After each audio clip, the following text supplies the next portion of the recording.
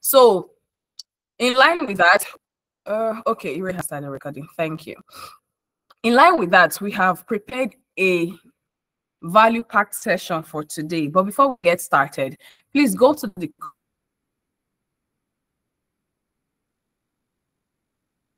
comment section, tell us your name, and tell us where you are joining from. You know, we like to people. Someone that knew you some years ago might be on the call, but they wouldn't know that you are here. It has happened several times on our sessions before, where people be like, oh, I know this person from XYZ place. So please tell us your name and where you are joining from. You can also add your level if you are an expert in data analysis, if you are a beginner in data analysis, your level in data analytics, please add that as well. Let me see the comment section. I don't see any messages yet though.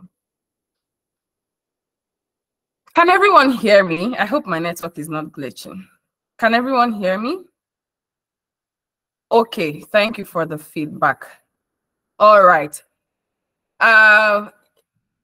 Okay. So please go to the comment section, tell us your name, tell us where you are joining us from, and your level in data analytics. Let's get to know you. Okay, maybe I should start. My name is Ejiro.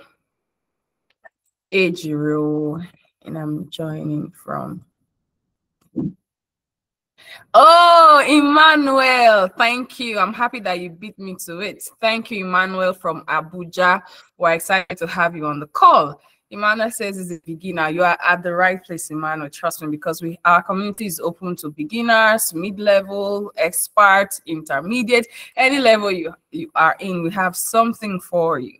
So thank you for joining us today, Emmanuel. We have Alamu Abdul Muhiz. I hope I got your name correctly, though.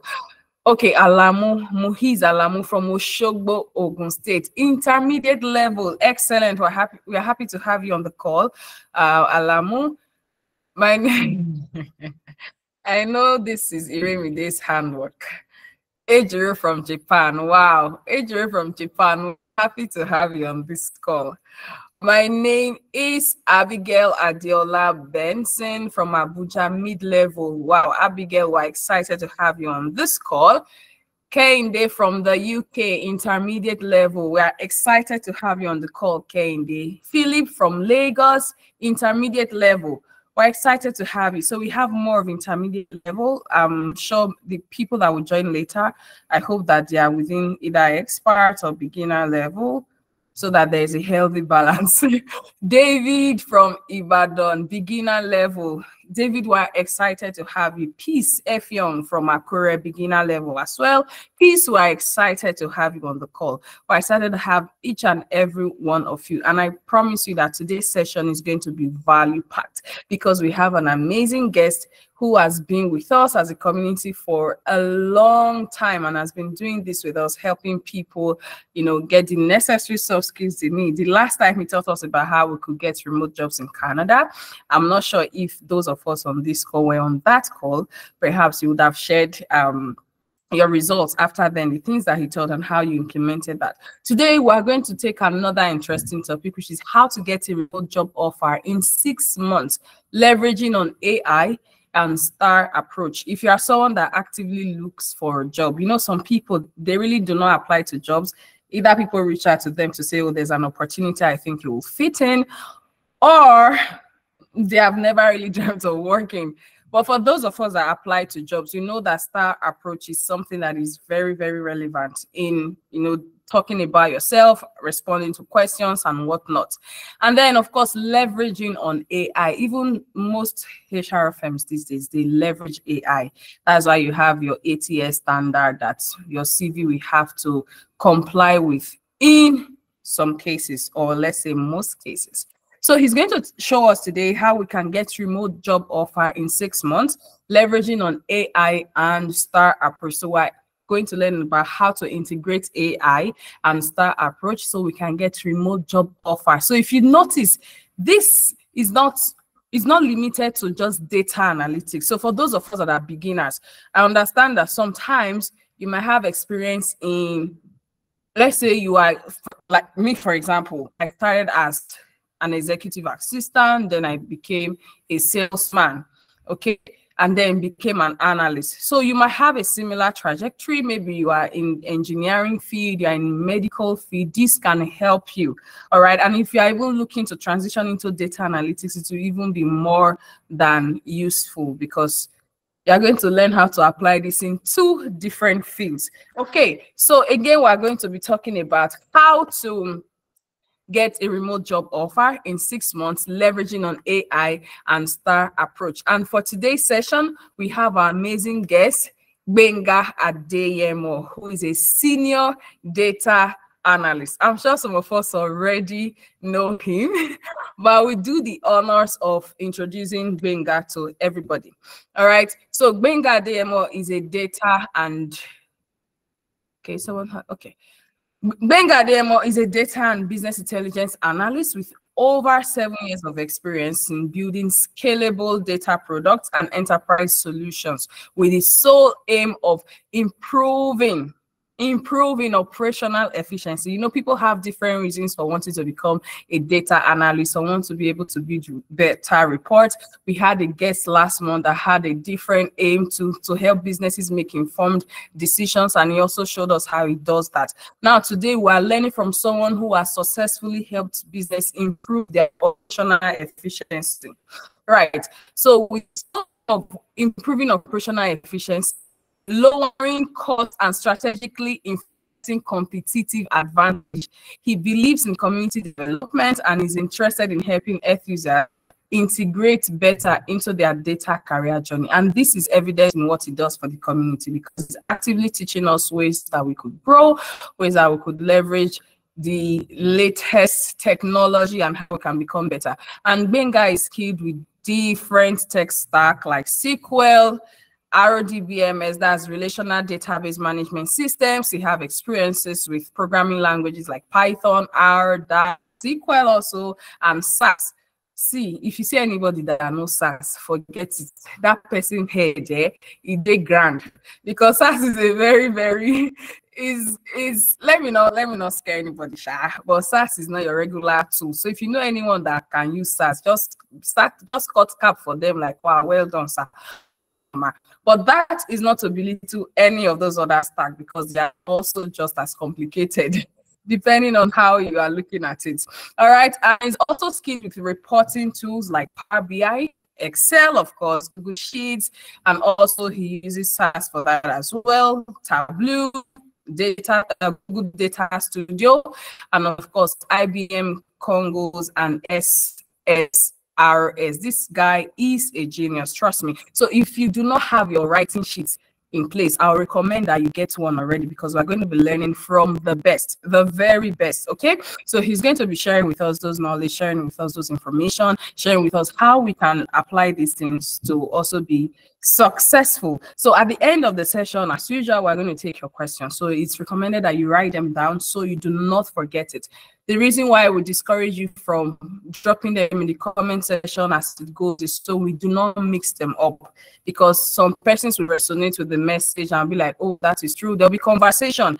And if we're not careful, we can forget your question in the midst of those comments, those feedback comments. So we do not want to do that. That's why I would say, if you have a question, please keep it to the end of the session. Like when it's time for question and answer, then you can post your question in the comment section, or you can simplify by using the raise hand button, and then of course we'll follow the queue and take as much questions as we can. That is why we have put the session together for you today. So without wasting much time, please do me the honors with your clapping emoji and all your, bring out your best emoji as we make welcome Mr. Gbenga Adeyemo. Mind check, Mr. Gbenga. Hello, everyone. Please, can you hear me? Yes, we can. Loud and clear. Yes, Thank you very much. Thank you for the honor. I'm honored to be here. I'm just a small boy in this field that is trying to get my foot. Thank you, Ejiro, for that introduction. Thank you, Remide, for this platform. Thank you, everybody on this community, for all the hard work that you guys do. Thank you all. Thank you everyone for joining. I know that we are all busy. I know that there are, technical light issues and all of those things, right? I know that you guys are busy and you guys are, you still find time to be here. I really appreciate everyone. And for honoring me to hear from a small boy like me too at the same time. Thank you. So the reason why we are here today is because there are some things that I felt I am not happy that I didn't know them on time, right? There are some tricks, there are some strategies that I wish I knew earlier in terms of my career journey, in terms of applying for jobs, in terms of how to approach or use AI tools for leveraging job applications, right? Some things I wish I knew earlier in my life, in my career journey. So let me just share a little bit of my story. So I graduated from University of Ibadan, studied sociology. As at that time, nobody really guided us. There was no mentor per se to tell you that this is the way to go. Nobody really told us about life after school and that how the job market is looking like, right? And I won't lie to you, it has not been easy. It has not been a bed of roses at all. So, graduating school, let me say, I was just a part of me was just useless for 2 years, right? Didn't have a direction, didn't know what to do. I was in Lagos for a while, stay with a family member, and I just see myself doing house chores, and I was not really doing anything productive. You know, I just find myself grinding pepper and doing a lot of things. And I went to Lagos for greener pastures. So, as a graduate, I was just there, no skill. I was looking for a job. I remember a time I was at somewhere and I wanted to go for an interview at a hotel. And because I was a minute late, I could not enter the hall for exam. But all these things sometimes God knows how to just straighten your path. He knows how to, he knows where he's taking you to. It's just that all of those experiences then, all of those things that we pass through then, is just a way of taking us to where God has already planned that we don't know. I never knew anything about data analytics. I never planned for it. In fact, I didn't know what it was. Right. So in 2019, somebody just said, one of my friends got a job in one of these big Nigerian banks. Then he just said, he met a guy that the guy is a data analyst in the and the guy is earning almost 900,000. What's this data analyst, this data thing about? So I went on, I started reading about it, can you hear me? Wait, one check. All right, thank you. Where are you? Yeah, thank you. Okay. So I started reading about it. I didn't really understand what it was. Someone is sharing their screen. I'm so sorry. Please, I don't know. I'm removing the person right now. Please give me a minute. Let me remove this person. Thank you. Sorry. So sorry. Thank you, guys. Please, So let's Sorry all about that, guys. mute our mics. Let us all mute our mics so that we can really enjoy this session. Thank you. Yeah. So as I was saying, I went online, started reading about data science and all of those things, and I didn't understand what it meant that time because there was no exposure. So I went to a particular place, just like you have Daylight Community. I went there. I even told the manager then that I wanted to do web development, software, front end, back end, and she was like, no, don't do that. No, there's this data science now. It's like the most popular, and it's trending in Nigeria now. And like I'm those that are there are not really much that you can just try that out because there's so many people doing web development, digital marketing, all of those things. So I said, okay, let me give it a try. I remember when I started doing this thing, like in the whole of the class, it's only my query that will not work. In the entire class, it was very frustrating. I felt so frustrated. Only me. So there was a guy in our class then that used to use me to laugh. The guy would be like, but Shebi, yesterday you did this thing yesterday now. So what happened today that it didn't work?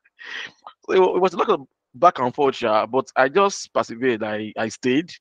I didn't give up. Seriously, it's not easy. Coming from a art background, I don't have any IT skill, like no computer. Maybe I can use maybe a little bit of Excel, sha, and maybe Word and PowerPoint, but it wasn't really deep. So that was how I ventured into data. And since that, I finished my program because it was like COVID period. So I finished my program, and after then, I got a job in Nigerian breweries. That was where I met Iremide. I became friends from there. Later from there, I moved to Alexo. From Alexo, I moved to a multinational company called AB InBev i- in Banana Island, Lagos. Then I also worked in a company called Afia Care. It's an health care organization in Lagos, also in Ikoyi, before I, migrated to Canada. So the journey so far, well, full of struggle, full of so many challenges. I think Remige knows some part of my story. So when I got to Canada, the game was different. In Nigeria now, I've changed job like 4 times. And anytime I'm tired of a place or I'm seeing office politics, like, I don't find my way, leave. I don't have time to be enduring nonsense. So, when I got to Canada, it was a different story entirely. Oh. The game is different. So I started noticing that for like 1 year, I was applying for jobs, like no results. I started looking at what's going on. Is it a spiritual problem? Is it physical? Is it people in my village that don't want me to thrive? I mean, what's really going on? So I started, I was using the Nigerian style to apply for jobs, and that's why they always say that in this life, always have people that will guide you. Coming to a new country, me and my wife, we were very naive. We didn't know left from right. Nobody really guided us seriously. We're just on our own, trying to navigate the whole system, trying to understand their whole process when it comes to job application, when it comes to interview and all of those things. And it was a different thing. And within that 1 year, I didn't get a data job. I really learned a lot. Now I will tell you like my whole journey. So when I came to this country, my first work I did, it was a customer service job. I've never in my life done that kind of job before. In fact, kudos to those guys that do that kind of job. Really kudos to them. It's not easy picking calls, and you will see a lot of aggressive, very aggressive customers, especially Americans. They talk to you anyhow. They use word like the F word, like bullshit, like this one and that one. I used like a month plus. I said, God, I'm not doing this thing. After a month and a half, I left that job. It was affecting my mental health. I could not cope. I left too without having any hope for any job again. So I left. I was at home for another 2 months. I couldn't get a job until I now got a government job. Now this is where I'm going to. It's always good when you get to a place to always showcase your skill, showcase yourself, because there is a path that God is taking you to. I will just share this foundational story before I start the practical part of this class today, so that you understand how the journey went. Now, if you look back in Nigeria, I had experiences, worked like 4 companies. At least some extent, I might not be an expert, but at least I know something, right? I know Power BI, I know SQL to some extent. Excel is my very strong tool, and every other tool like that. So I got a job again as a clerk. So the job title is database clerk. I was working as a clerical officer with all the experiences in Nigeria. It was not looking as if everything did not count at all. And the whole thing was frustrating. There were times that I used to cry. Sincerely, I used to feel like, oh, should I go back home?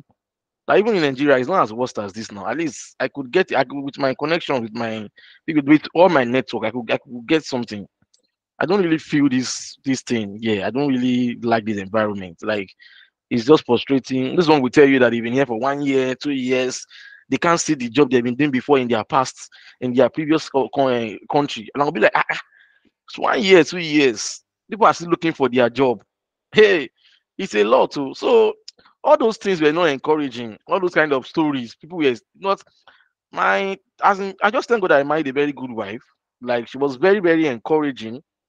Like even though there was darkness, it was a very dark period of my life. She usually encouraged me like, don't worry. It got to a point, guys. I told myself that maybe because I was applying for senior roles, maybe that was why I could not get a job. And I was like, maybe let me start applying for intern. Maybe when I do intern for some months, maybe they will pick me now, Abby. uh At least they will have seen what I can do. Maybe they will pick me. She was like, no, no, no, no, don't go back to intern. No. That I should just go for senior. I should maintain that. Ah, I said a senior of 18 is causing problem. If I'm applying for senior, nobody will pick me on time. Let me just go for intern and maybe entry level analyst. I don't mind. It's just to get inside, then use that to leverage and get a bigger opportunity. That was my thinking. That was my thinking. So as a clerical officer, before my boss took me in, I told him, he was an Oyibo man. I told the man that back home in Nigeria, I was a data analyst too, and that I do Power BI. Though. So he didn't really understand what I meant. Sometimes they used to look at us black like we don't know anything. They used to look at us like even when you tell them that you know this thing, they might not really. They will still believe that okay, you said it anyway. And in this part of the world, people do over packaging so much. So sometimes they might have seen people that say they can do this and that, and by the time they give them that opportunity, they might end up just messing the whole thing up. So they might not really believe us as blacks that we are really, unless you do it, right? When you do it, but then you go, oh, so you really know this thing. So as a clerk, then I used to, God knows how to present you. So I told the man. So one day, the man did not see any. One day there was this old nurse, because where I work is a very big hospital. Yeah, this old nurse. She has been there for like 20 something years now. She's very old. She's like a grandma. She's a nurse. He said, "Oh, hello, Sam," because they used to call me Sam. Samuel is my middle name. He said, "Oh, hello, Sam. Can you? I heard you said you're a data analyst, right?" I said, "Yes." He said, "Can you help us build a report that we used to do this quarterly meeting with all the doctors and everything, and there's some insight that they want to see. That can you help us build a report?" I know. She was so she mentioned something. She said, "I know you're happy doing this, right?" I said, "I know, of course, no problem. Don't forget, I will see a clerk." So I took the whole thing, took the whole data. It was very scanty. That data was very dirty everywhere. So I just took the whole thing, cleaned it up. Started building reports, started building dashboard for them. I started doing all those things, but it wasn't with Power BI though. I used PowerPoint to build that stuff. And when I shared it with my boss, the guy opened his mouth and said, "What? This is very beautiful." I say, eh? Ah, what are you doing in Nigeria that nobody will even tell you thank you, sir? I'm telling you, they really loved it. And I was surprised. This small thing that I just did, it's not like it was a big deal. No, in Nigeria, you just build dashboard. Nobody even look at the dashboard. Sir. Nobody even gets time to even. Sometimes if you work in a company that they don't even really appreciate, you are just there. You don't really even appreciate what you do. I'm telling you. You see the way they appreciated it. My boss that used to intimidate me and say this and that. Before I know, the man on the like me, on the say, "Wow, this is very nice. Be proud of yourself." This small dashboard. Sometimes all these things that we do, that nobody appreciates you for it. Just there are some places that you get to, and that thing you've been doing for a long time that nobody really sees you, and somebody will just appreciate it. Seriously, that's the way life works sometimes. So I built that thing, and that was the change of story. Before you know it, they started bringing other things to me. I started building it. I will solve it for them. I will build it. Even as a clerk, I was committed to it as if I was paid this analyst salary. I was doing it.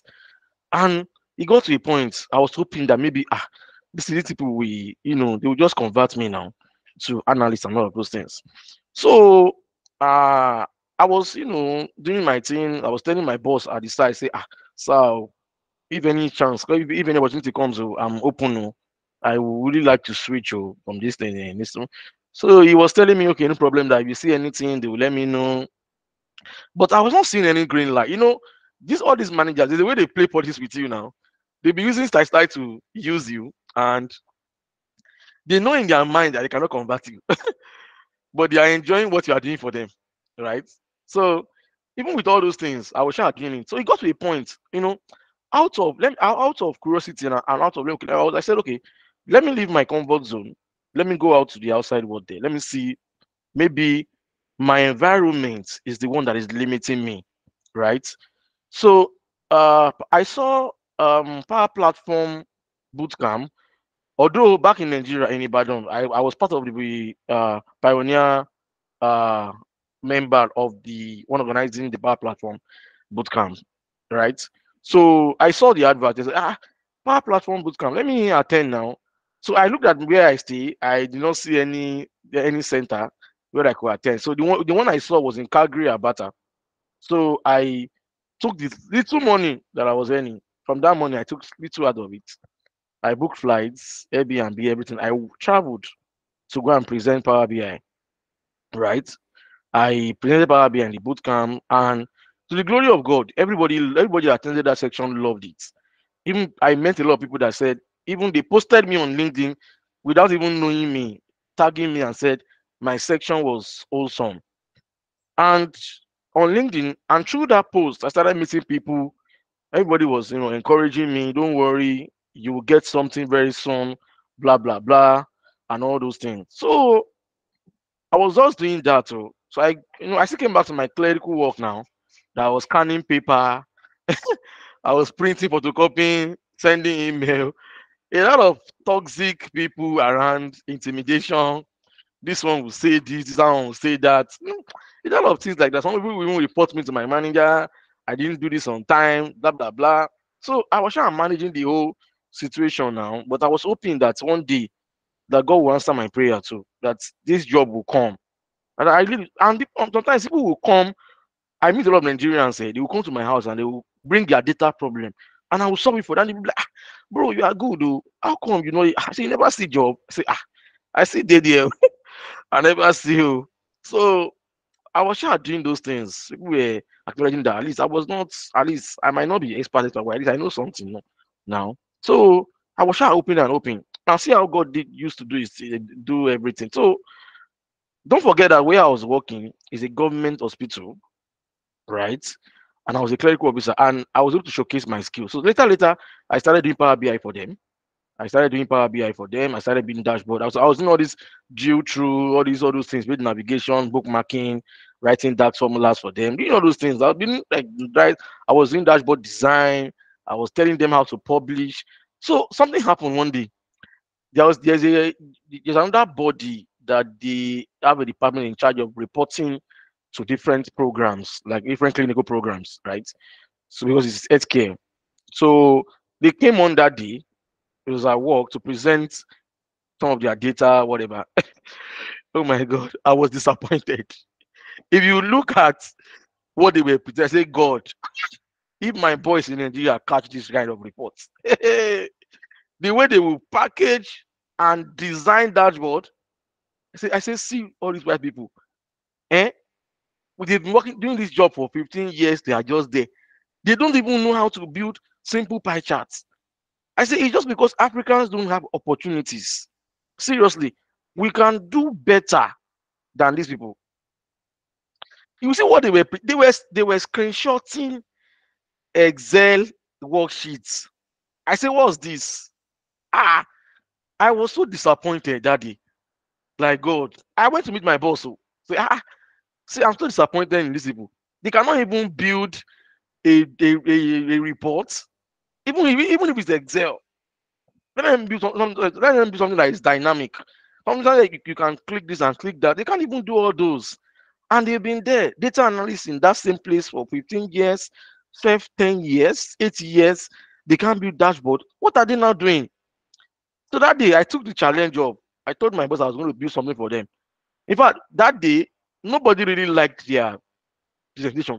They had to quickly end the meeting. I was the only clerk out of all the other clerks that were there. I was the only clerk that was privileged to be attending meetings with directors because of my skill, because of my data skill. So they started bringing in.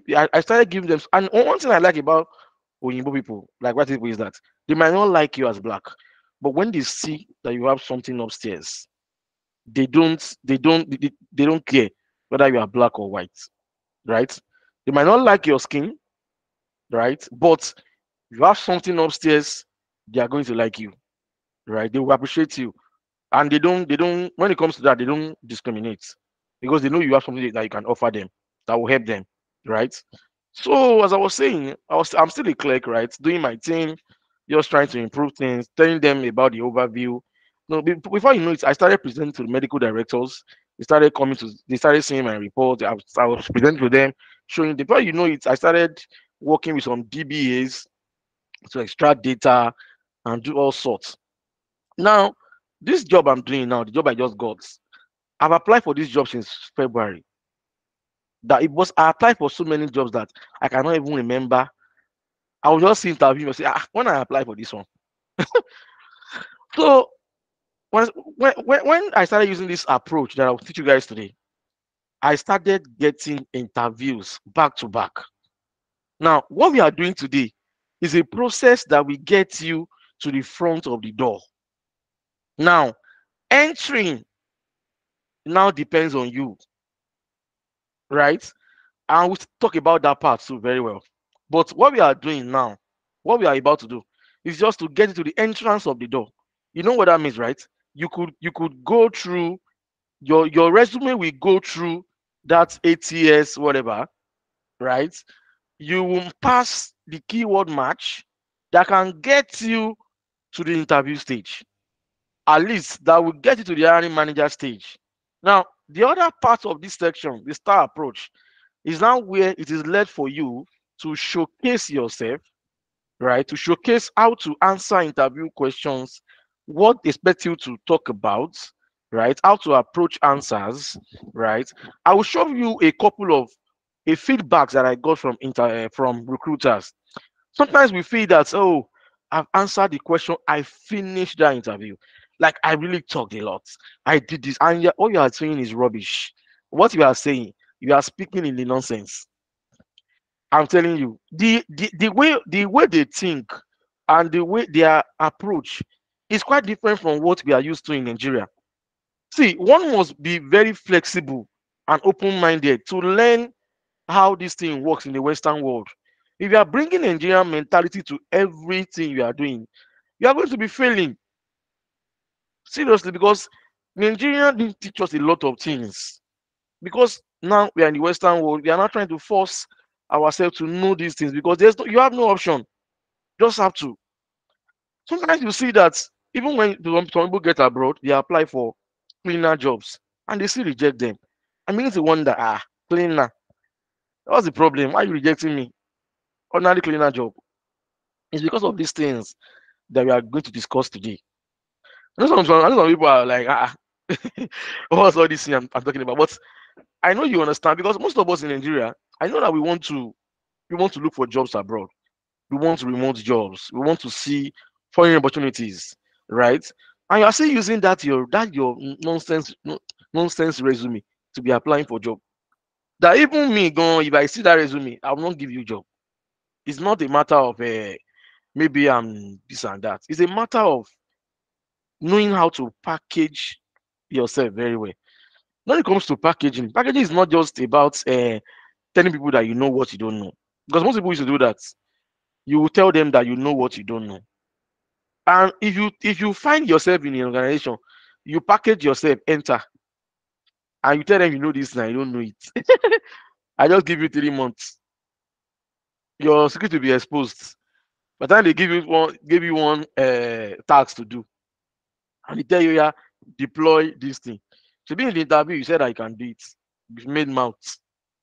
You said I can do this and that through Christ that strengthens me. By the time they now give you the stuff to do now, your leg will now be shaking. So there are things that there's some key issues that we really need to address. There's somebody on this call, he's a friend of mine. We are both in Canada together. Yesterday on my community group, he shared he shared a job advert and said people should DM him that he can recommend them for the job, right? Now he got back to me saying that only one from all the resume was ATS friendly. Only one. And this is the resume that those others have been using to apply for a job. Despite the fact that we've been shouting to people that when you want to apply for a job, your resume, one resume should be specific to a job. Maybe people are lazy, I don't know. You want to get $3,000 job, you are in Nigeria. You're looking for a $3,000 job, remote, in a US company, and you are using that kind of resume to apply. Look at yourself. Does it make sense to you? That same resume, you use that resume to apply for like 50 jobs, and you're not getting the result. And you're still doing the same thing. Because can't you sit down and look at it like, what's my problem?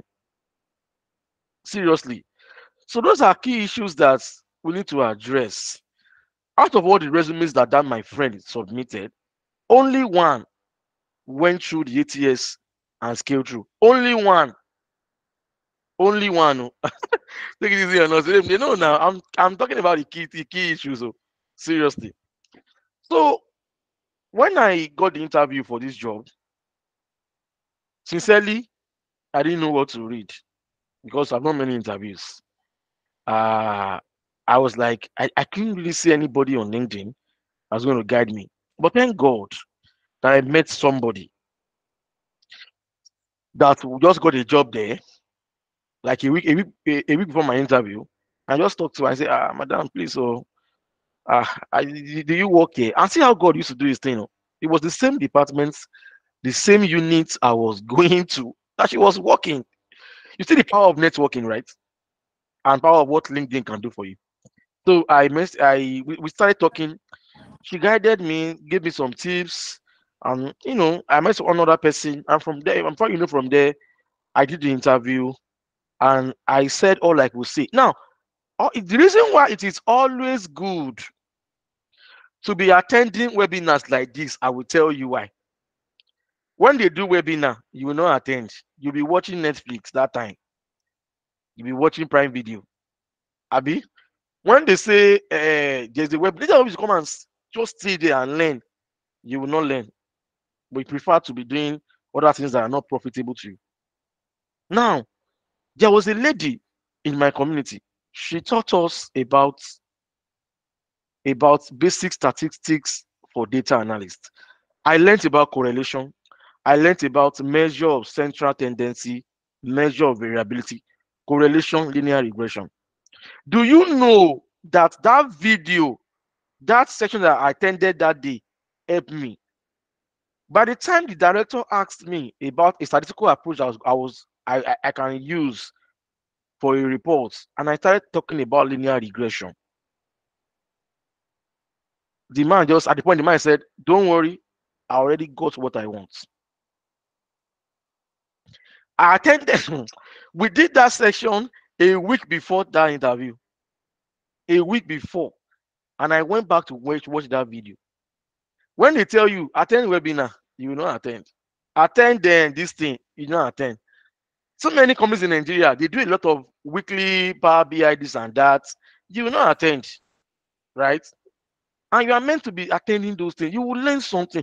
It might be one webinar that you will attend, and you will get the info that will help you for your next interview. You don't know. Seriously, all these things we are all learning. I don't know it all. Nobody knows it all, right? My experience is personal to me. Ejiro experience is personal to her. Now, Iremide has her own experience. It's personal to her. So if she will talk based on her own experience, and I might not pass through that same context. So everything I'm going to be sharing today with you guys is based on my own personal experience. And this thing I'm about to show you is what has helped a lot of people that I know, that they've been getting interviews back to back, right? With this approach that we're going to talk about today. So they asked me a lot of questions about SQL, asked me questions about statistics, asked me questions about collaboration. See, this thing that Iremide is doing for you guys, you might not know the importance now. Soft skill is 80% in job interview, more than technical. That's the Western world. I'm telling you the facts. Soft skill, 80% of the interview. That's the first thing that you should note before technical. They hold soft skill very high in high esteem, more than your technical. In fact, I've done interviews that nobody will ask me about SQL or ask me about Power BI. Nobody. They want to know my collaborative skills. I cannot collaborate with people. Because I'm working with people from different backgrounds: Chinese, Afghanistan, Peru, Colombia, Brazil, everywhere in the world. How can you understand people based on their different, their cultural differences? How can you work with people from different backgrounds, different religion, different upbringing? How can you collaborate with a team? Communication skills, very important. Eh? They will ask you, they will give you scenario-based questions to test your communication skills. That if this happen, how are you going to approach it? Right? And they expect that you use that approach, which is situation, task, action, and what? And results to actually answer all of these questions. Right? Very important.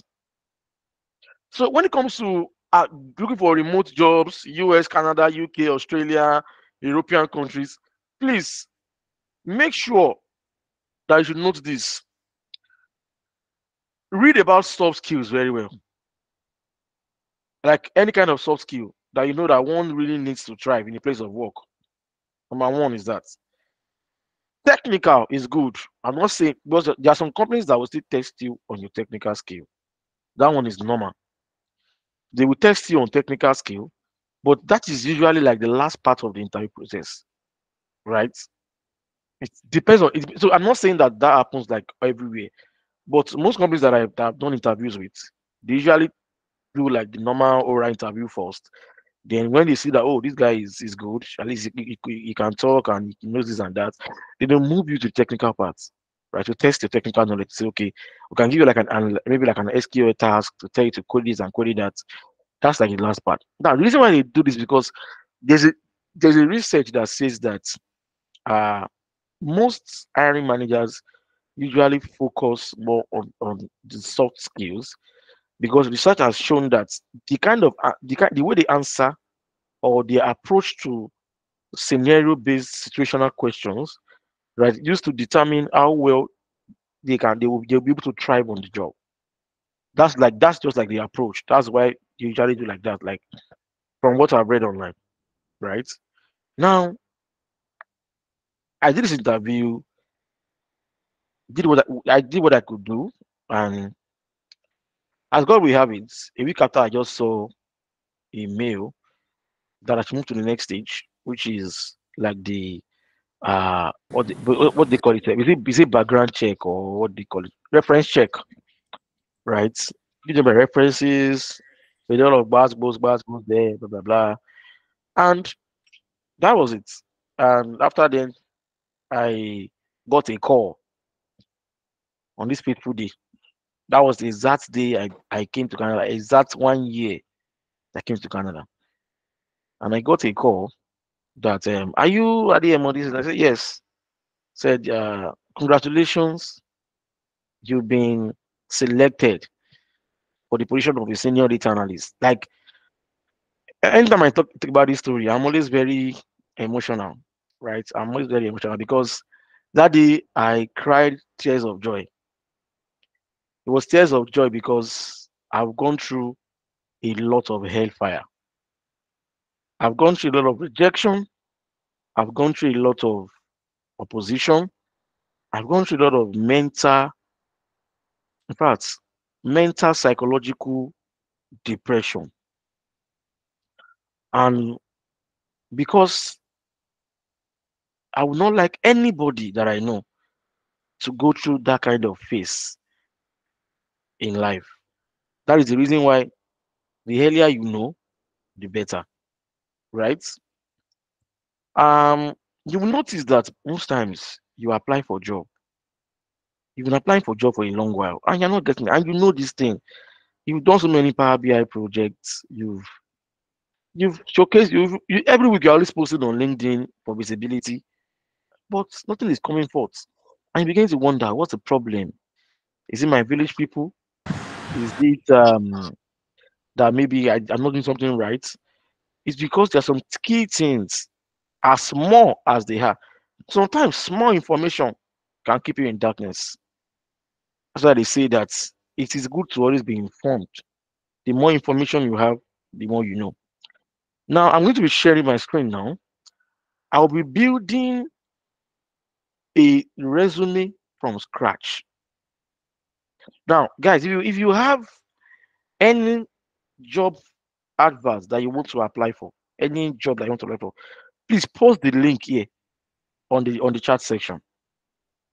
If you know any data job you want to apply for, you are trying to apply, you've not applied yet, but you've pinned that particular advert. This one, I will apply for it.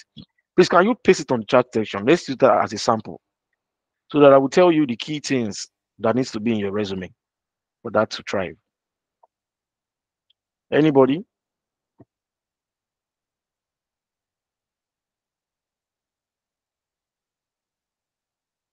Hey, Drew, this is not people that are not Wait, they are sorry, not not applying to for jobs. So No, can I you think they are. if you have any you have any data job you want to apply for, you've not applied yet, or maybe you've applied already, can you send the link to the chat session? Job, yes. It could be on LinkedIn, it could Yeah, be on what's this popular one? Indeed or Glassdoor or Indeed, whatever. job in Nigeria, or those ones. Any link. Okay, someone has sent a link. Jobberman. Thank you, Temitope. Okay, this one Junior is junior transaction something. monitoring analyst. Okay, let me click on that. Let me see what the job is about. Oh, sorry. I have one for NSC Lagos, Business Analyst Nigeria. Okay, let's use that as a. I want like a data job though. Data analyst, yeah. Yeah. Okay, hold on. Let me There's get the another. link. All right. Ola Dotson sent one. All right, I've sent Data it. entry level. Oh, okay. Okay, let me just check this one.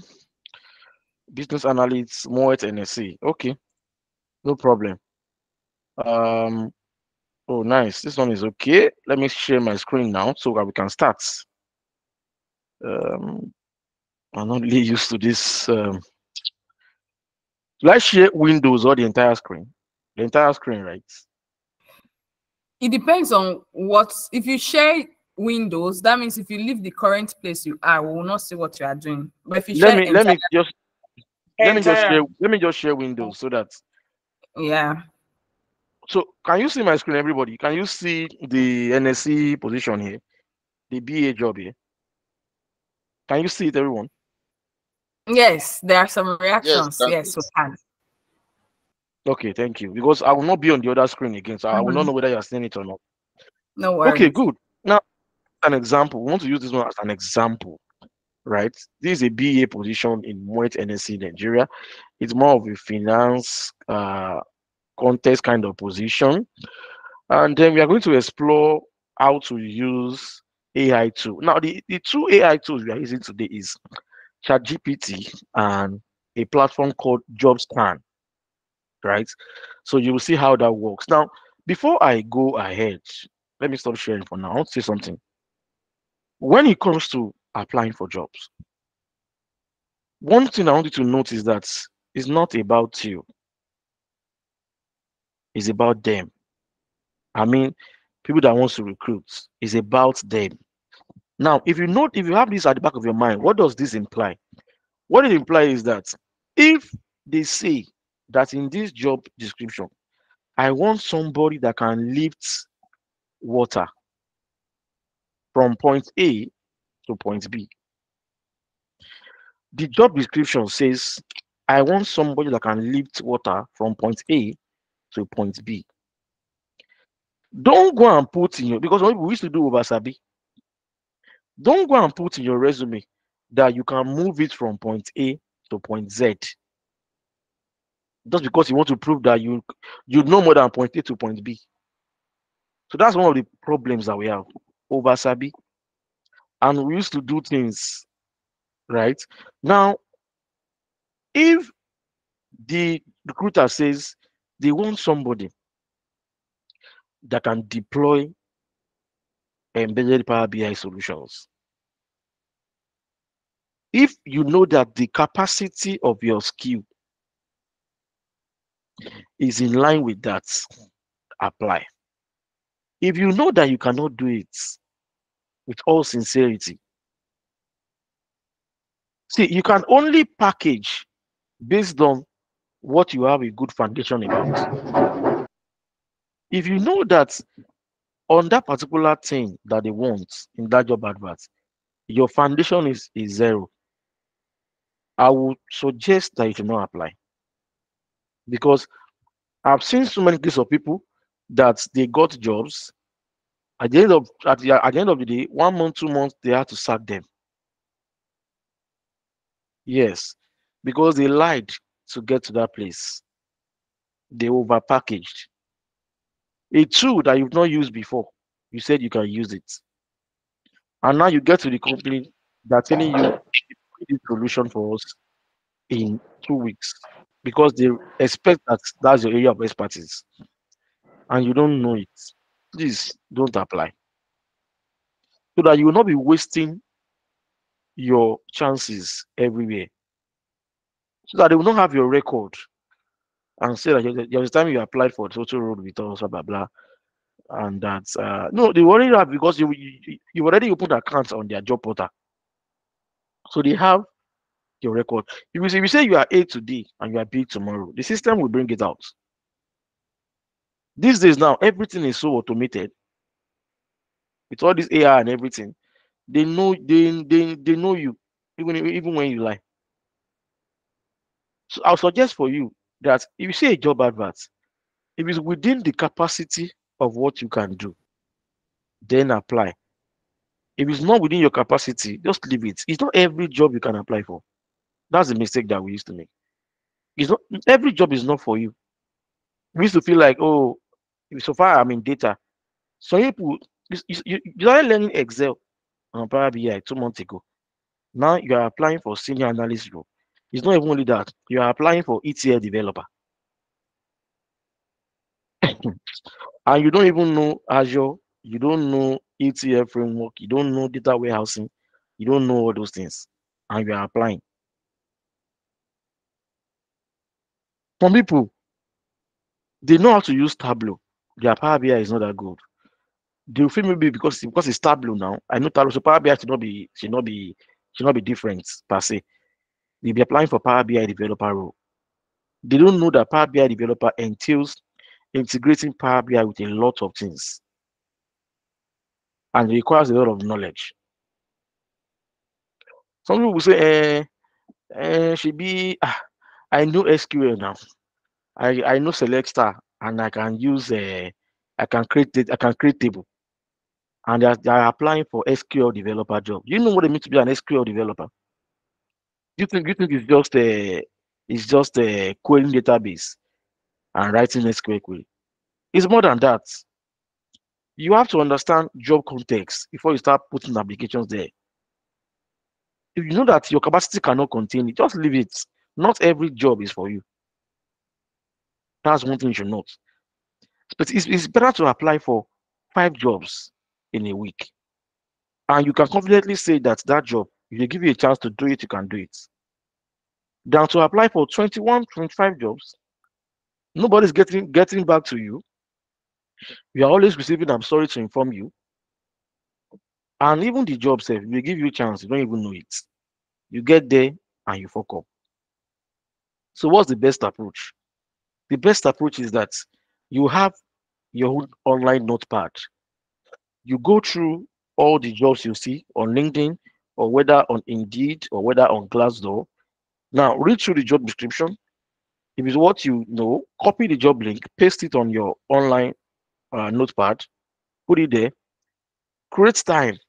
If it's 1 hour per day, 30 minutes per day, apply for one job per day.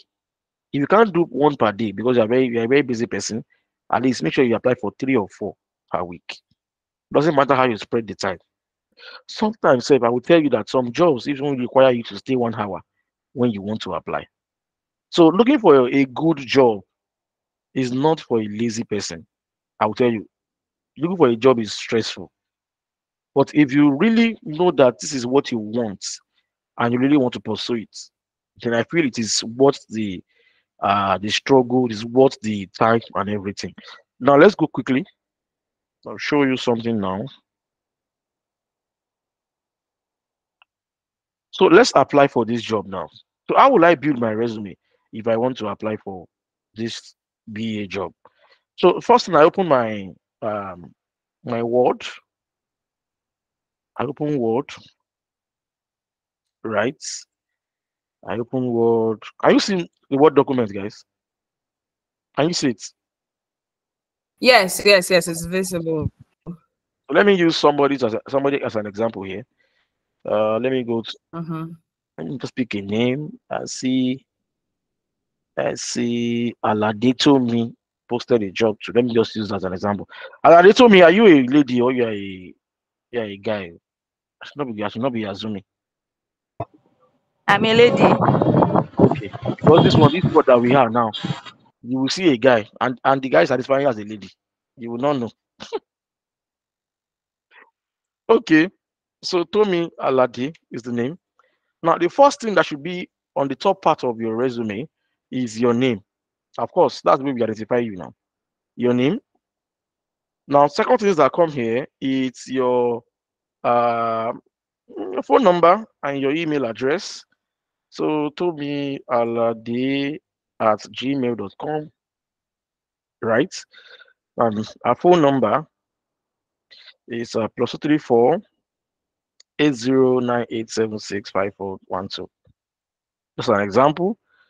And where is Tommy located? Tommy is Lagos, Nigeria. And you can put like a zip code. I don't know please, what's Lagos zip code, sir? I know the general one is 100001. I don't know if I'm correct. So now these are the first basic thing that the ATS will mark. Now there's a machine called ATS, applicant tracking system. Now whenever they place an advert, they always embed this ATS inside job portals. The reason is because HR, they want to make their work easy for them, right? They want to make their work easy for them, and they don't want having to be, printing out resumes and now using their own eye to scan one by one. Nobody has that time. We live in a very fast-paced world, right? So the best way is that they use this ATS to actually they already like create some kind of important keywords.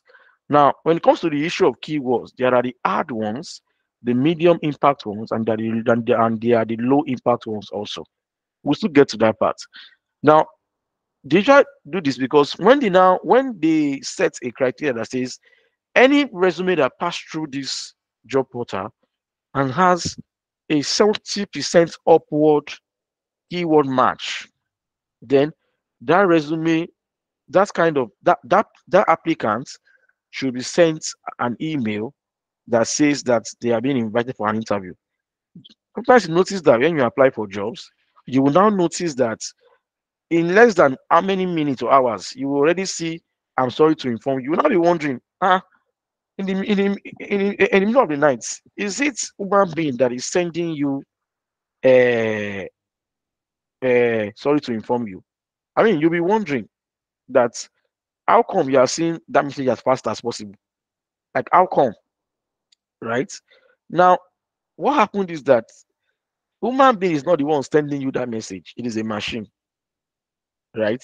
The machine could not get a 70% keyword match based on in the context of the resume you applied for, you are used to apply, and the job you are applying for. That's the reason why your resume is always is getting.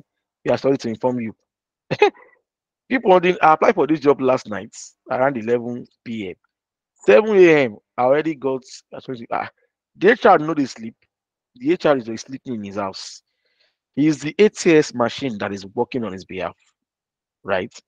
That is, trying to streamline the process for the HR. So the first thing that this ATS machine will first use to mark you is the name, the email, and the phone number, right? And your address.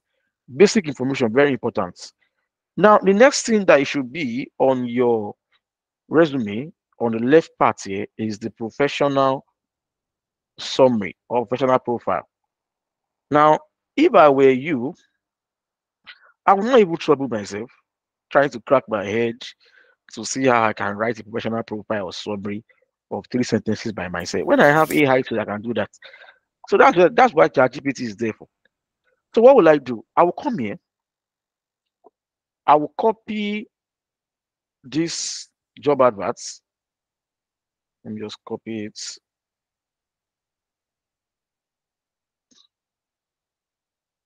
Just copy everything.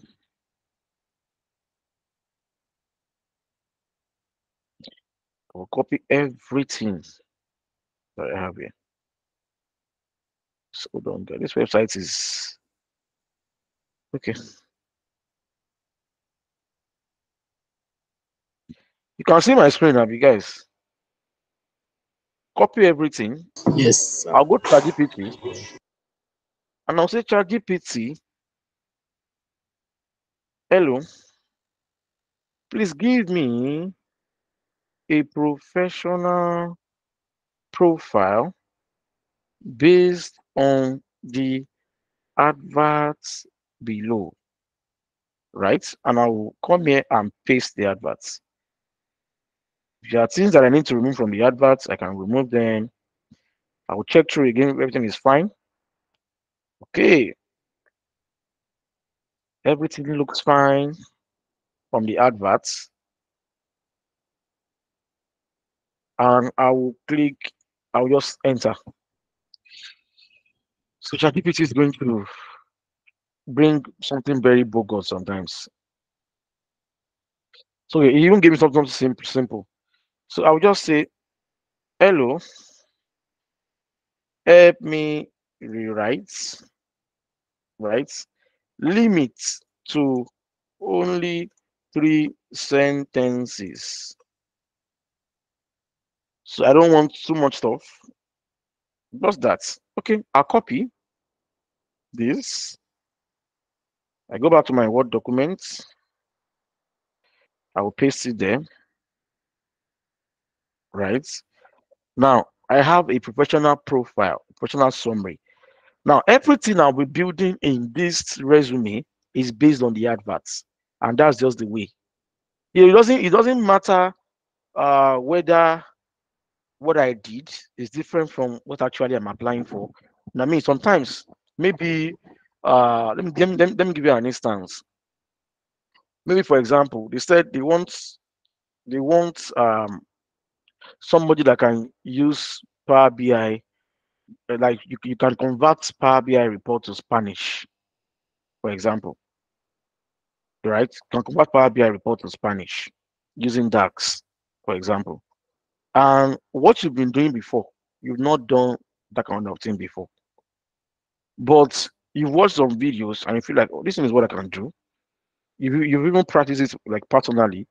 I know you can do it. Now let everything that speaks in your resume speaks to that thing they want in the job adverts.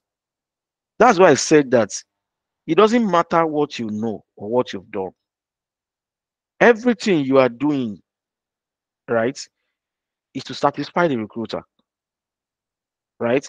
Everything you are doing, right from your resume to your interview, is about what satisfying the recruiter, telling them exactly what they want to hear, and making sure that everything about you is what is uh in the job advert. Like your resume will be in the context of the adverts, your interview responses and everything will be in the job advert context.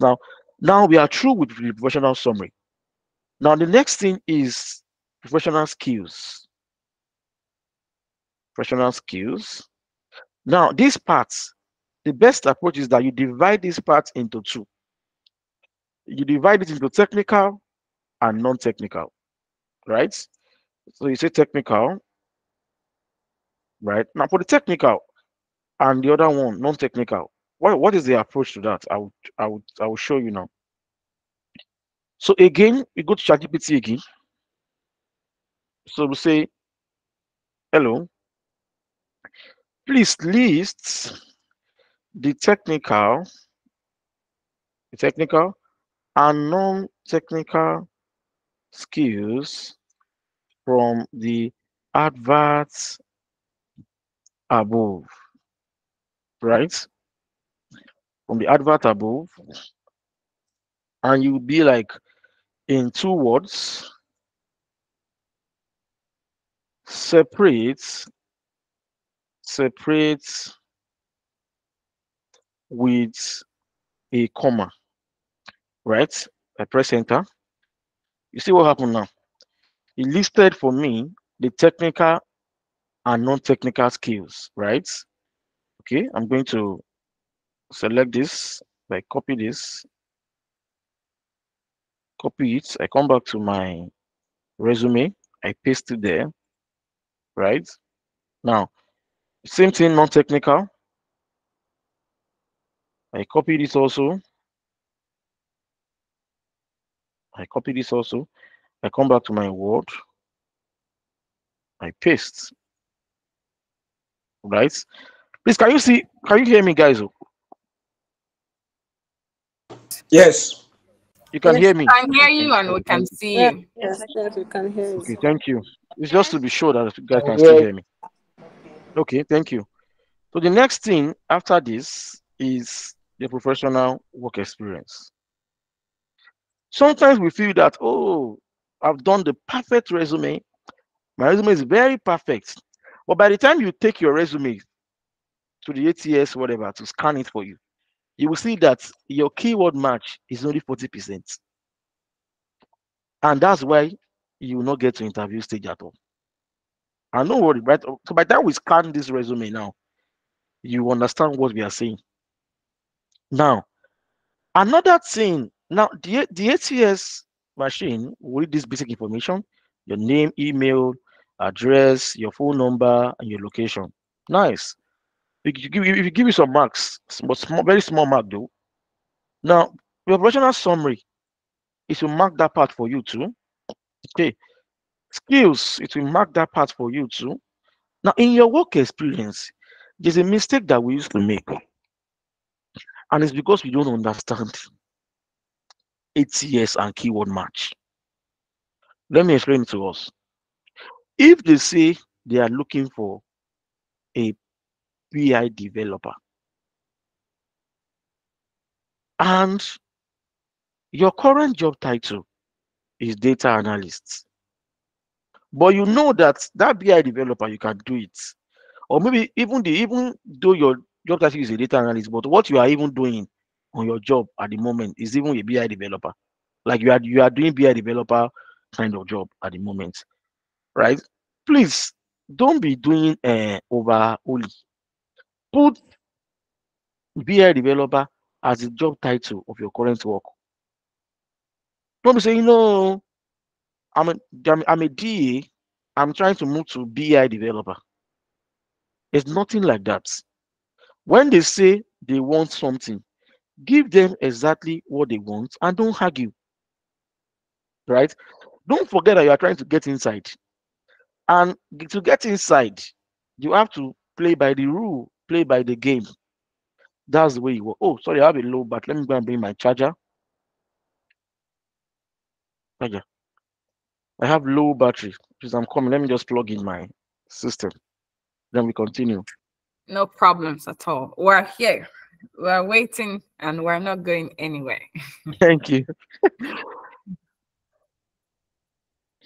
So as I was saying, right? So if they said they want a data engineer, and data engineer, you can do it. Your current position. So every of the positions that you occupied before, that position they would say they want is what you should put there, right? Is what you should put there, right? Sorry, I'm coming, guys.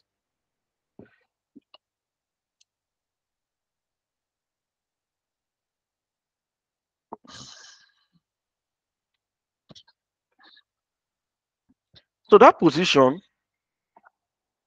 that they said that they want is what you put there, regardless of whatever position you occupied before. Because one thing that ATS machine will mark is the consistency in the position name. If you say your first job, you're a data intern. From there, data analyst. From there, BI developer. From there, data engineer. From there, data scientist. And you now arrange it that way.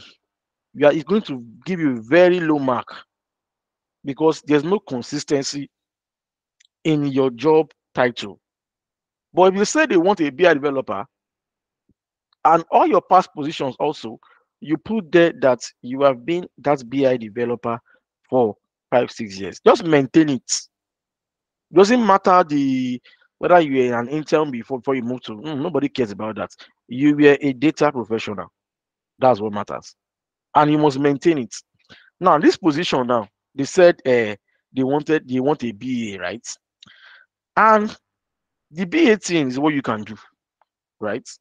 You've read the job description, you've gone through it, you know that you can do this thing. It's not a big deal for you.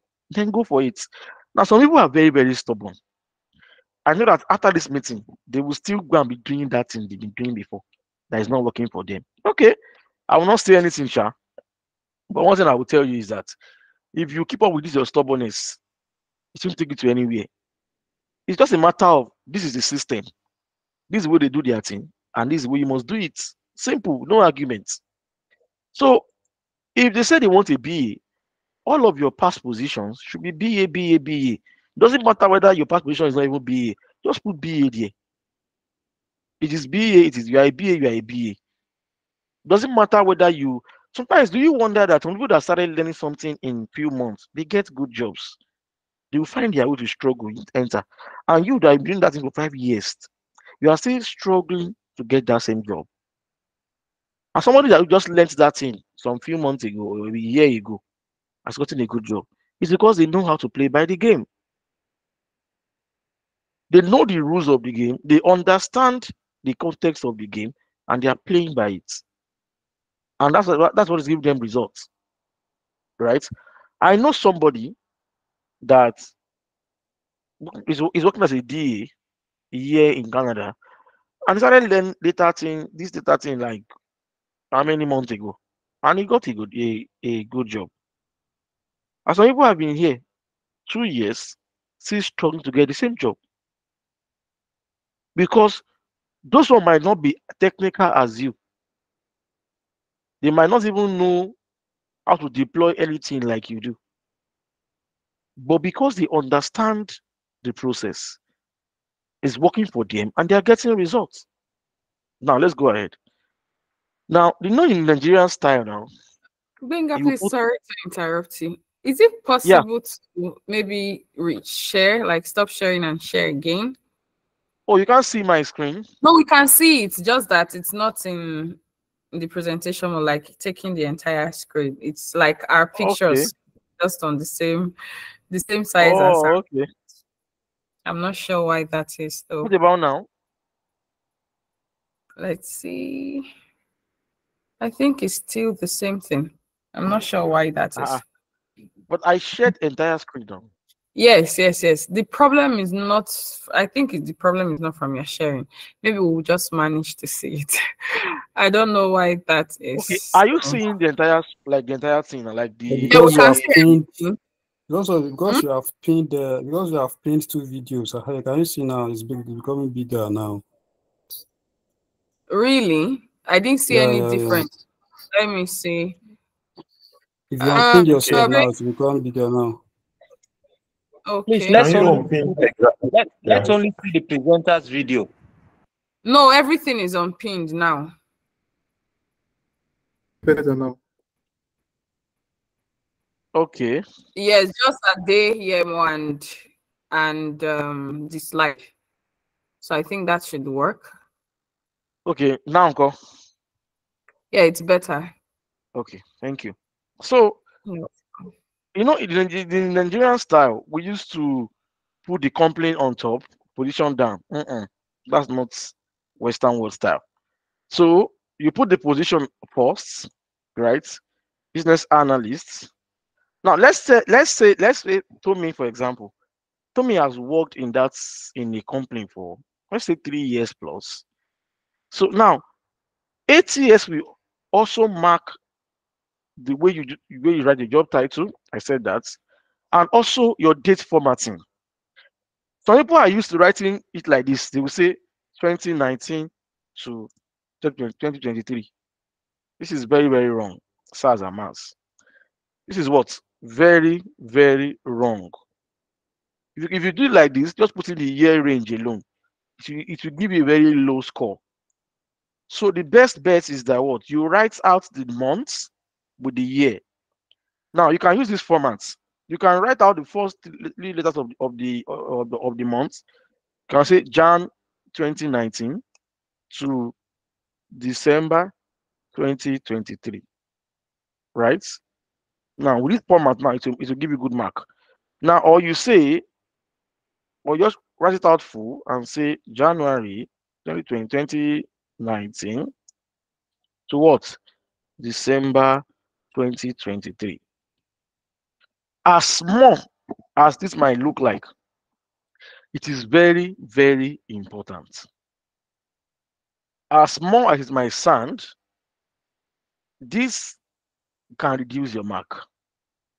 Now, the next thing is the company. So let's assume that she worked with PepsiCo, for example.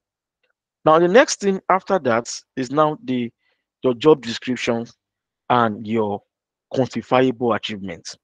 Now, when you are building a resume, it is very, very important to say that in your entire work experience, you should have at least 5 quantifiable achievements. Now, let's say that you've worked with 3 companies. You can share that your achievements into, you can divide it into maybe 1, 2, 2, or 2, 1, 2, or 2, 2, 1, right? But I always recommend 1, 2, 2 because on your current job, you can share that you've had 1 achievement, right? And your previous 2, you can give them 2, 2. ATS must find 5 quantifiable achievements on your current and your previous job.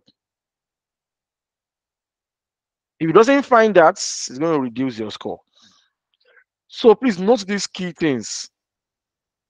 Your arrangement, very important. First line, Tomi Alade, email, phone number, address, professional summary, limits to only 3 sentences. See, Oyinbo does not like big resume. They don't care about all those things. Make it simple as possible, right? Now, you've done your professional summary, professional skills, technical, non-technical. So don't forget that we use ChatGPT to write this one. He's writing this. He gave us this one based on the job advert. This one also professional skills, also based on the job advert also, right? Work experience now. Let's go there. Now I'm going to use my normal bullets, right? I'll go back to ChatGPT again. I will say, hello. Please give me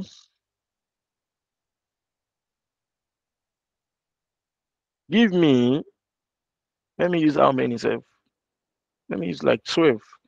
Give me 12 job descriptions and 5 quantifiable.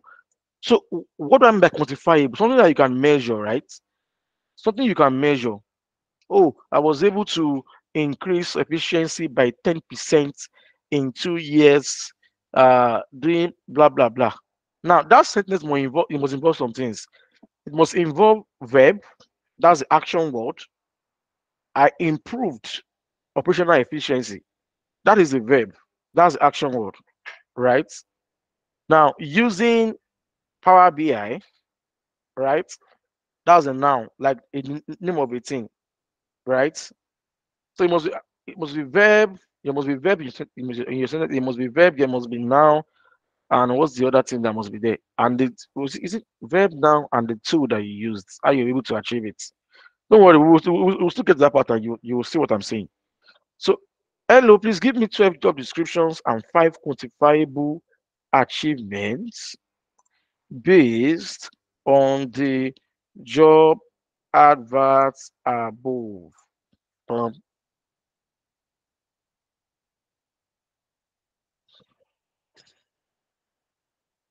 Okay. Now it has given me 12 job descriptions up here, and I have 5 quantifiable achievements down here. So I'm going to share them in between. So I don't need to copy the title. I'll just copy this. For those ones that are uh for those ones that are still writing like present tense, put those ones as past tense. Right? So let me come here again. I will copy. No, I'll still remove some things anyway. I will copy this and come here, paste. So I can remove all this title that came with it. Right?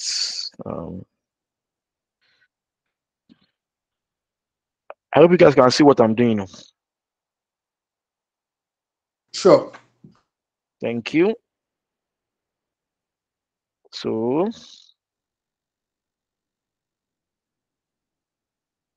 I'm going to come like this. Okay, so the next thing I will do, I will put an achievement here. So let me put just one in the current work. I'll put one in the quantifiable achievements. I'll put one, and I would in the 2 other companies that I'm using, I'm going to. So this one said increase sales process efficiency by 20% through the development of and implementation of Power BI dashboards. Okay, now let's move to another company entirely now. I can just copy this one, come to this place here, and paste. Oh no, that's not how I want it. Next down. Okay. The same BA position again. This is another company. Let's use Heineken, for example. Heineken. Maybe this one is from 2015. Let's say this one is July 2015 to December 2018. Right? Okay. Coming with my bullet again. I'll go and copy the other 5. I was from 6 to. Oh, I've made a mistake. I was supposed to copy 4 from here. But no issues anyway. I will just share them in between. I will share them, chat. So I'm copying how many now? I'm copying 4 from here. Come back here. You see that at the end of the day, right? At the end of the day, you will see that the whole resume will not pass 2 pages. Some people, their resume is like 10 pages. I don't know what they are putting there. So let me just move all of this. So for this one, I'm going to use past tense. Let me say, let's assume that this one is till date. So let's change this one till date. We assume that we are still working there. Till date, right? So anything I'm doing here is going to be past, assisted, worked, ensured. So it's going to be ensured because it's past tense. Partnered. This is going to be partnered, right? And I'll put 2 quantifiable achievements. Oh, I didn't get this one correctly. Okay. 2 quantifiable achievements. I will go back to here and copy these 2. Right? Come back to my Word. Paste it there.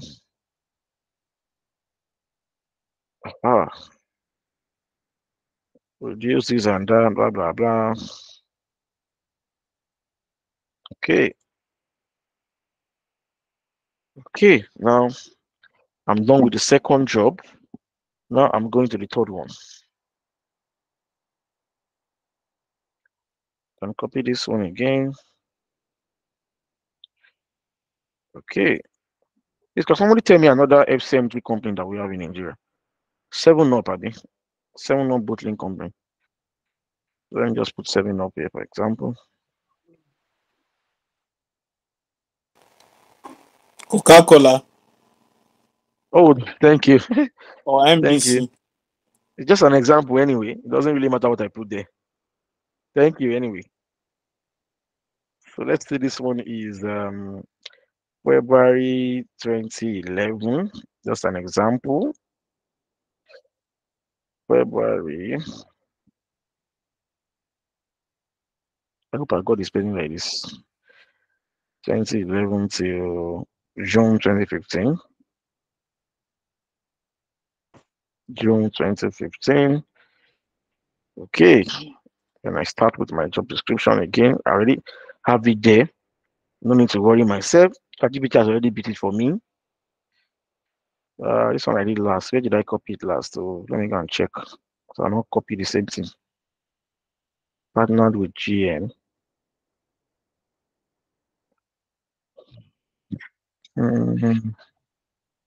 Okay, so I'll start from here. Yeah. Good. Copy. Paste. Right. Okay.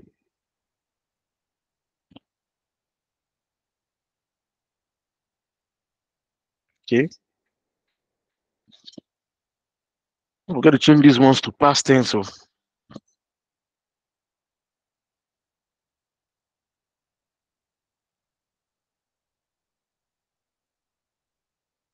okay. So let's supported. Remove the A here. Coordinated, anticipated. Right. Then the achievements. The last two on here.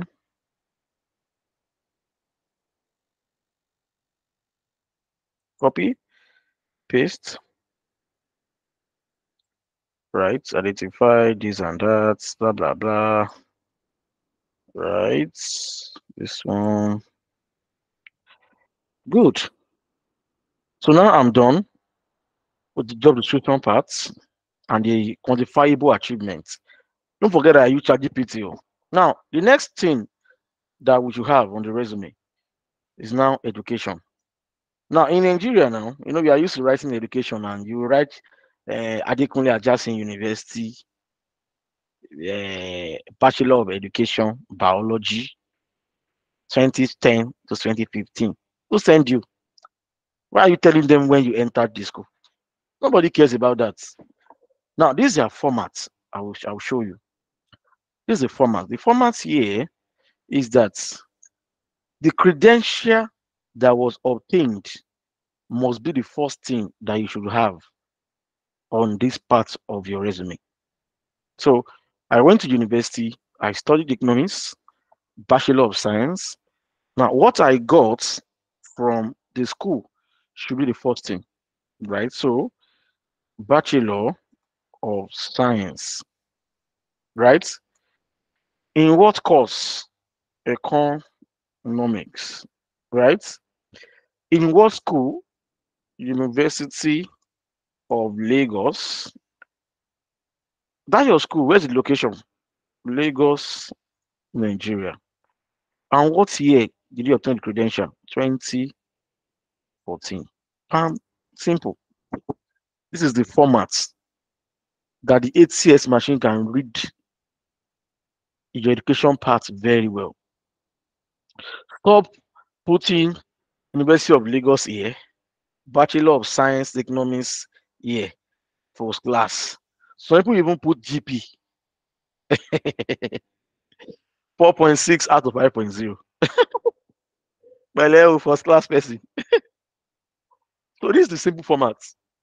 What was obtained in what course, in what school, in what location, and what year. Simple, shikina. Is it clear, guys? Is it clear to Very us? Clear. clear. Very, Very clear. very clear. Please stop writing university on top and don't be doing those things. This is a simple way. So when I wanted to start this, I said it's not about you, it's about what they want, and it's about understanding the rule of the game. And with that, you are fine. No issues, no arguments. Now, let's assume that you have certifications, right? That can be on this part here. Certifications. So the same formats of what you did here is what you're also following, right? So, for example, I have PL 300. So what am I going to write? What did I obtain from the certification? PL 300, which is what? Which is Microsoft certified Power BI data analyst. Now, who issued the certification? Microsoft, right? For this one, you might not actually put a location because it's a global company. Except you want to put, maybe you want to put USA, you can put USA because that's the headquarters. And when did you obtain this certification? 2023. Pam, you know, if there are others, you can put them down there. And now we are done with the resume. In our eyes now, we've done resume, Abby. Resume is perfect. Everything looks good. Simple. Achievement, everything is there. But by the time we get to scanning it on ATS, is when you now know that, oh, this resume is still not yet perfect. There's a long way to still go. Okay, so how do I know this? There's a platform called JobScan. Let me just copy this and put in the chat section of this meeting. There is a platform called JobScan. I've sent the link. Now, what does this platform do for you? It's an AI platform. You are going to put your resume on the left and put the job advert on the right. And it's going to scan it for you and tell you your keyword match percentage. This is where you will know the reason why you are not getting interviews. This is where you will know the reason why you applied for 30 jobs and they told you that we are sorry to inform you. The machine is telling you that they are sorry to inform you. It's because of this thing that we're able to do now. So now, when I open my JobScan, open an account, although it's a paid platform anyway, right? But the good thing is that I open so many emails, so I can so you can only for free use, you can only use 5. I think 5. You can only do 5 scan in a month. Yeah, you can only do 5 scan in a month. Then you're supposed to pay. But what I do is I have many emails I use. So if I want to scan, I just open another email and do another 5. Start from 5 again for the for me to scan. So let's copy and paste the resume now. I will copy the resume. I'll paste it on this. So this left part here is for resume. And in case you have a cover letter too, you can paste that one here, right? Okay, resume here, perfect. Now for the job description part, there are 2 things that are important that you must first paste here. The company's link, that company has their normal website now, their homepage website. Paste it on this part here, and also paste the link to the job advert too on this part before you now paste the job description itself. The reason is because this AI tool here, this JobScan, is very powerful because it can read through the ATS machine of that particular company's website and give you the tips that will be helpful for you. Let me give you an example. If you want to apply for a job and that company is using Workday. Sorry guys, do we know Workday? No. Workday. Please, who I use that thing to apply for a job before? Workday platform. Before. So to apply for jobs. Anybody Workday? I have used it before. Good, thank you. Now, if you are applying for a job on Workday, right? Workday does not understand synonyms. For example, Workday does not understand synonyms. So for that reason, if you're applying for a job through Workday, if they said, I want somebody that can drink 7 cups of gari in a day, just put exactly as they wrote it, is what you should put there. If you go and put, I can drink 7 cups of gari using kuli and epa, you have messed up.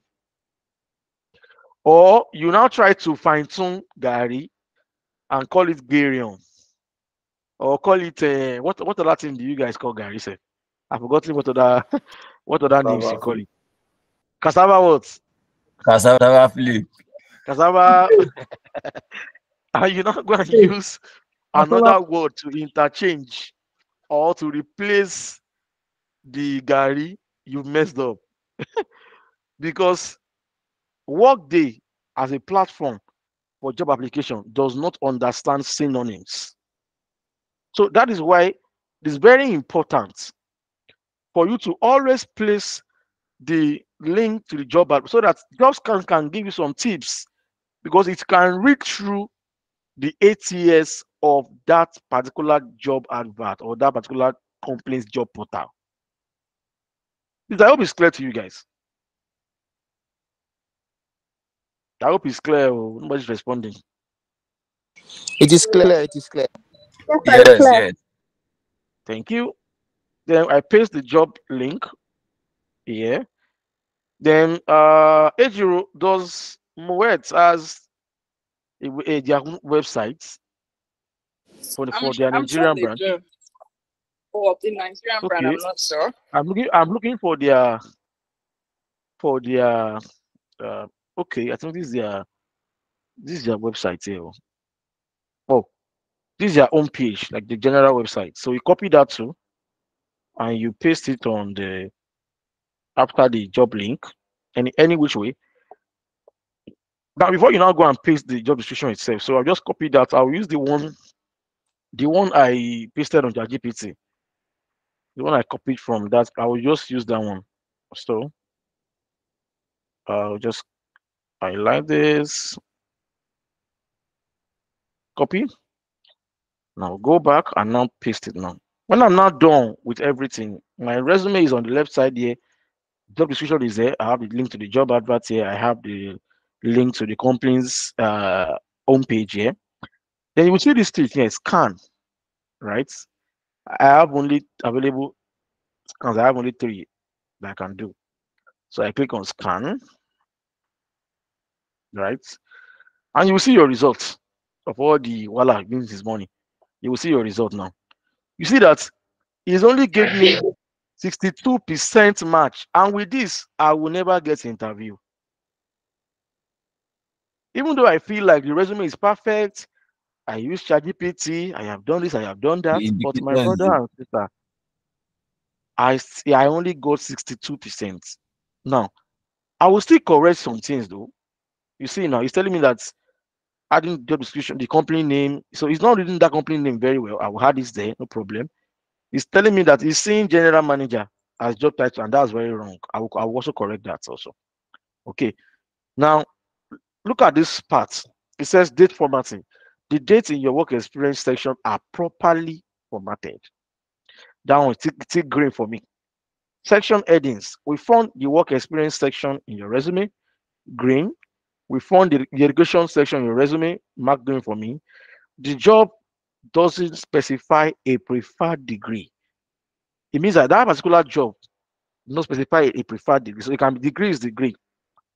Down to mark green for me. So he's seeing two things are wrong here now. He's not seeing the accurate job title, and he's not seeing the company information. So I'll just come here. The job title is what? Business analyst. Now, I want to say something, guys. When you want to paste the job title on your resume, see your resume here. I will always suggest that you should copy it from the job advert. You know why? Let me tell you why. Sometimes when we type out the job title by ourselves, let's say from the adverts, the spacing between analyst and business is 2 spacing. You press space on your keyboard 2 times. Let's say the one that you typed is only 1 space. By the time you apply, you will not get results. You know the reason why? Because ATS will read the exact match. So if the spacing is 2 and one you type by yourself is 1, it's a problem. So I always suggest that we copy exactly from the job advert just to avoid spacing issues, right? From job adverts, then we paste in the resume. Is it clear what I just explained, guys? Pretty Is clear. it clear? Okay, thank you. So I copy this one now. I paste. What's the company's name? No, S and C. Then the link to the job adverts. I'll come here again. I'll copy this one. I'll paste it here. I will say update scan. So to remove that issue from me now.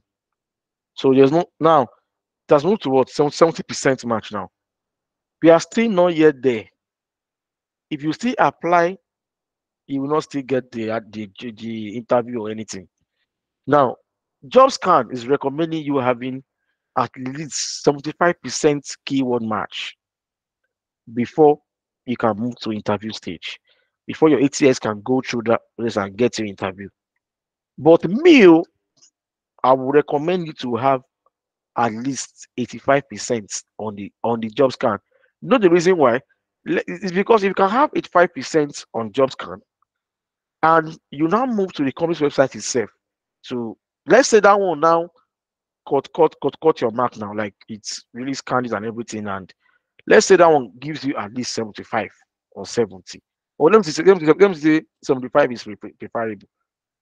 So always aim at having like 90, 85 at least in JobScan, so that the actual ATS of where we are applying to, we at least give you 75 minimum. And with that, you are best assured that you can get interview, right? Okay, let's continue. So now it tells me here that the job title BA from the job description is also found in your resume, right? That means that part is what? No issues. Contact information. You provided your phone number, it marked green for me. Your email, it marked it green. Provided your physical address, it marked it green for me, right? ATS tips. Okay, this one is fine. So you see that everything here now is fine. Everything green, green, green, green, green, green, all through, right? Now, let's go to this important part. Ask you. What is it telling me? There are some keywords in the job description, job advert, that is not in my resume. Those are the ones that are marked red. See now. See now. Now go to show more. You will see others. Some might not show because we are using the free version of this platform, right? Now some keywords are not here. Demand planning. Let me copy this demand planning. I'll copy it. Go back to my resume. Where can I put this? So I'll put this under my technical skill. Under technical demand planning. Okay. I go back again. It says it's not saying French. The funniest part is that you might not even speak the French on the job. I'm telling you. but because they just want to put it there that French is a requirement. Well, you can put this French thing under maybe non-technical, right? Okay, let's go back. What other keyword again? Pricing. Pricing is a keyword that is not in your resume. Now let's assume that okay, this resume, you've already done everything and you can't be changing your words again and everything. There's a trick that somebody taught me. Is that those keywords that you cannot put again in your resume, just come to the down part of your resume here and paste it there. So what you will do is that after pasting all those keywords in the down part here, what you will now do is to what? Is to now change the font color to the color of the background, right? To the background color, so that it's going to look as if there is nothing there, right? But in the actual sense, there is something there that ATS machine can read. Is it clear to you guys? Those keywords that you cannot go and be putting in your words again because everything's already perfect. You can't want to be changing and manipulating your resume. Just put it at the down part of your resume here. When you are now done, you will now highlight it and change the font color to the font color of the background, so that it's going to blend with it and it's going to look as if there's nothing there. So those keywords, nobody might see it, nobody will see it, but the ATS machine will see it. And it will increase your score based on finding those keywords. I hope it's clear to you guys. Yes. Okay, thank you. So now let's go back and go and see keywords that are saying that is not there. So we've taken now these keywords here, you see that they are hard skills. It has high score impacts, right? That means these keywords that are here, they have very high impact on your score. Now let's go to the soft ones. This one has medium score impacts. Medium score impact. Now it's not saying the word collaborative. So I'm going to come here and put that under. I can paste it on here. So let's say I already have collaboration skills on this part here. Oh, it's not even there. So collaborative. Let me just go and put it here. At this down part here. Collaborative. Let me go back again. What other keywords? Decision making is not part of the keywords that is in my resume. Decision making. I can come here and paste it there, right? Now what again? Management skills. I can put that one in what's it called? In my soft skills, right? Management skills. But again, okay, there's no other keyword here. This one is okay. Now to the last one here, nothing much. So everything is perfect. This one has very low in score impacts. These other keywords here, they have very low score impact. But whether high, low, or medium, the best thing is that you put in everything there. Now, recruiter tips, what is he saying? Say there are 348 words in your resume, which is under the suggested 1,000 word counts for relevance and ease of reading reasons. So it means that it's recommending that your word counts in your resume should not be more than 1,000 marks, right?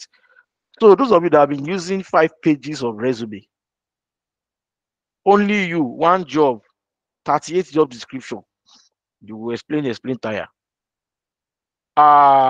Measurable results. It says there are 5 or more mentions of measurable results in your resume. Keep it up. If you have 4 quantifiable measurable results or achievements, it will not give you your full mark, your full score. So always keep it at 5 minimum, right? Job level match. Your years of experience aligns with the draw requirements, right? This is a positive start, but remember to carefully review all other job criteria to ensure you are a strong overall match before applying. What to avoid? So There are some words that we used to use that are very wrong, like passionate.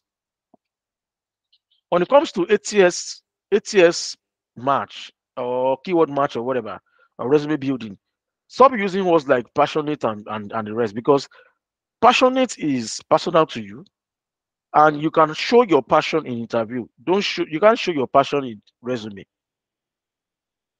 right? Your passion for something can be well, you know, presented in an interview than resume. So as long as you use some words that are not supposed to be used, or you can avoid, it will tell you on this part. It will tell you. But because I did not use anything like that, it's telling me that the tone of your resume is generally positive and no common cliches and buzzwords were found. Good job, right? Now we'll now go and rescan again, and let's see what this call will give us. So I'll click on upload and rescan. Why is this thing start from the scratch? It should. Okay, no problem. I'll go and copy the resume again. I'll copy it again. Right?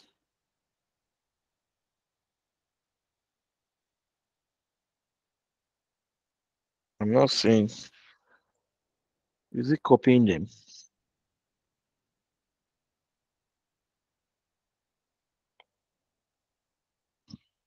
I'm not seeing them. You know, this thing they block them. Okay, no problem. Then job description, as I said earlier, you first copy the link to the job. Okay, the company's websites, their homepage.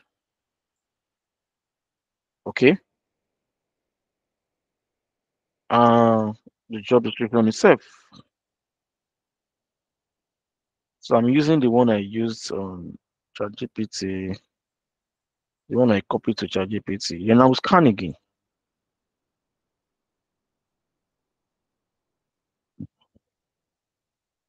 No, this is not what I want to.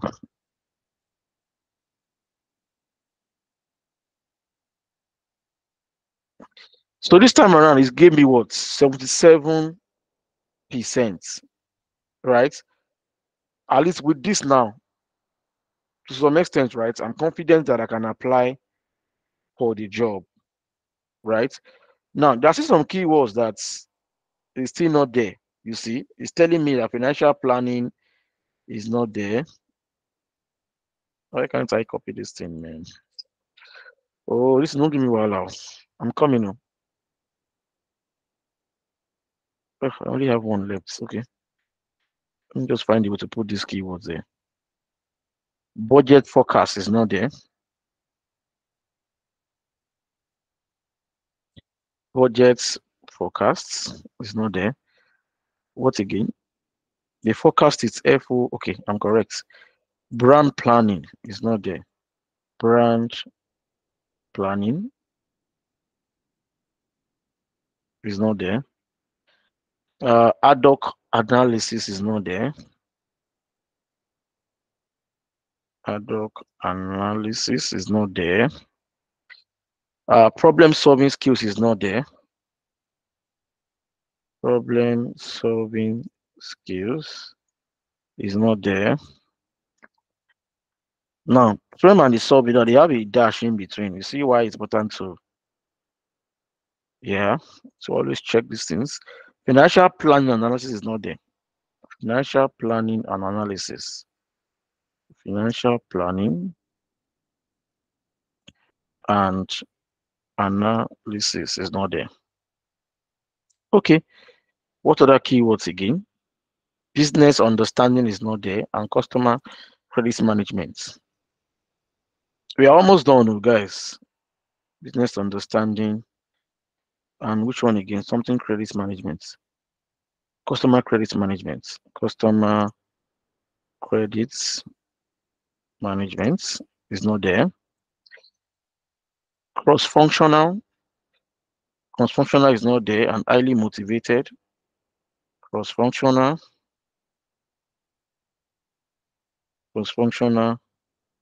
And highly motivated is not there. Highly motivated. Highly self-motivated. Sorry. Highly self-motivated.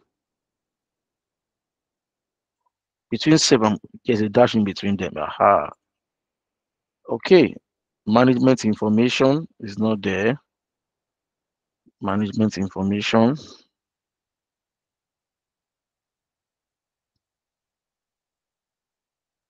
It's not there. Which other one? It's a lot of sales and marketing. So I won't do everything though. I will just do these ones I can do. Then we'll go and scan it again. Sales and marketing, team oriented. Sales and marketing. Teams oriented. I didn't get this marketing correctly. Corrected that. Sales and marketing, team oriented, variance analysis. Team oriented, there's a dash in between. Variance analysis. Right. So I'll just stop at this. Yeah. So let's go and rescan again now. I'll copy again. I will come here, new scan, paste it here. I'll go again, copy the job link, copy, paste here, copy the company's websites, their home page, copy, paste here. Can anybody still hear me? Yeah. Thank you. Yes. Copy. Yes, sir. I can hear you. Okay, copy, paste. Right, and then I scan again.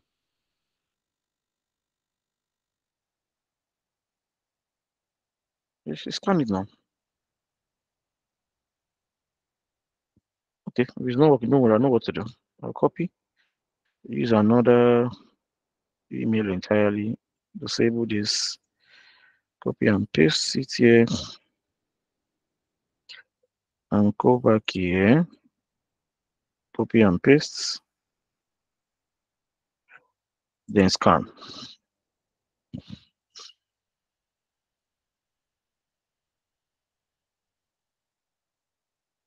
%82 now.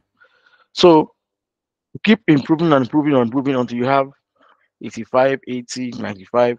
Then when you are now done, you can now continue to apply for. You can now apply for that job. Any questions so far, guys? Any questions so far?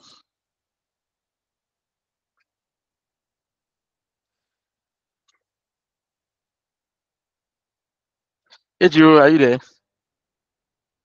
Of course, I'm here. Hi, Benga. I'm here. Okay. Well, we're with you. Are you ready for us to ask our questions? Like, Yes. is it time for question and, I'll just explain the answer? last part of the section, which is the Yes, star yes. approach. When you have explained everything exactly, then Yes. we'll ask all the So let me just questions. talk about I think that. Then will people start asking their questions. Yeah. So star is situation, task, action, and results. So if you want to answer any situational questions or scenario-based question, or you are trying to explain a project you worked on or a business problem that you've solved in the past, because you are trying to showcase yourself, your skill, your talent to the recruiter or the hiring manager. So what they are used to here in the western part of the world here is the star method. Now, how does it happen? I'll give you an example. Let's say, for example, I worked in the company and there was a time that they used to have their products expire like on time. They have high rates of product expiration, right? And it's not meant to be so. So they want to inquire into the reason why they're having so many high rates of product expiration. So as a data analyst, they gave me a task. So that I just said now is the that I just said now is the what's it called? That's the situation on ground. Company has problem of high product expiration. Now that's situation. And what's the tax? You are being given the tax to inquire using data to analyze and see the reasons why, explore the data, see the reasons why we're having that, and recommend solution. That is the task. Situation task. Now, the action you took it was that, oh, you use Power BI and SQL. You chose Power BI because Power BI is a very strong data visualization tool and it can enhance productivity, capacity, blah, blah, blah. That's the action. And what we did was to gather data from to build a Power Apps that they can, enter weekly stock, and you can use that to compare with the sales data to compare the average of the sales they make, and did some DAX formulas to actually calculate the how am I going to put this thing? Maybe for example, you use DAX formula to try calculate the days of cover. Days of cover that means that to tell you that, for example, if they are selling 10 of that product per day, and they have, if they're selling 10 of that products per day and they have 100 as stock and they will expire in 5 days and they're selling 10 per day, it means that 50 is at risk of expiration.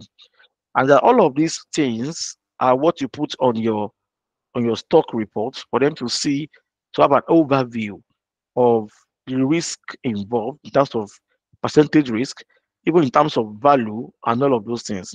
That is the action. The action part is everything you did, right? And I will be able to build a report that showed this, that showed that, that showed blah, blah, blah. And the result is now that these are the insights you were able to bring out from it. And these were your recommendations. And after a few times, based on what you'll be able to build and deploy or create, that you'll be able to reduce the expiration rates by 15%, blah, blah, blah, blah, blah, blah. So if you are explaining any solution that you did, you must be using STAR approach: situation, task, action, and results. Everything must be answered using that particular format, right? So maybe I will send you some more videos on STAR approach that everybody can watch to learn more. Thank you, everyone. Can I have your questions now?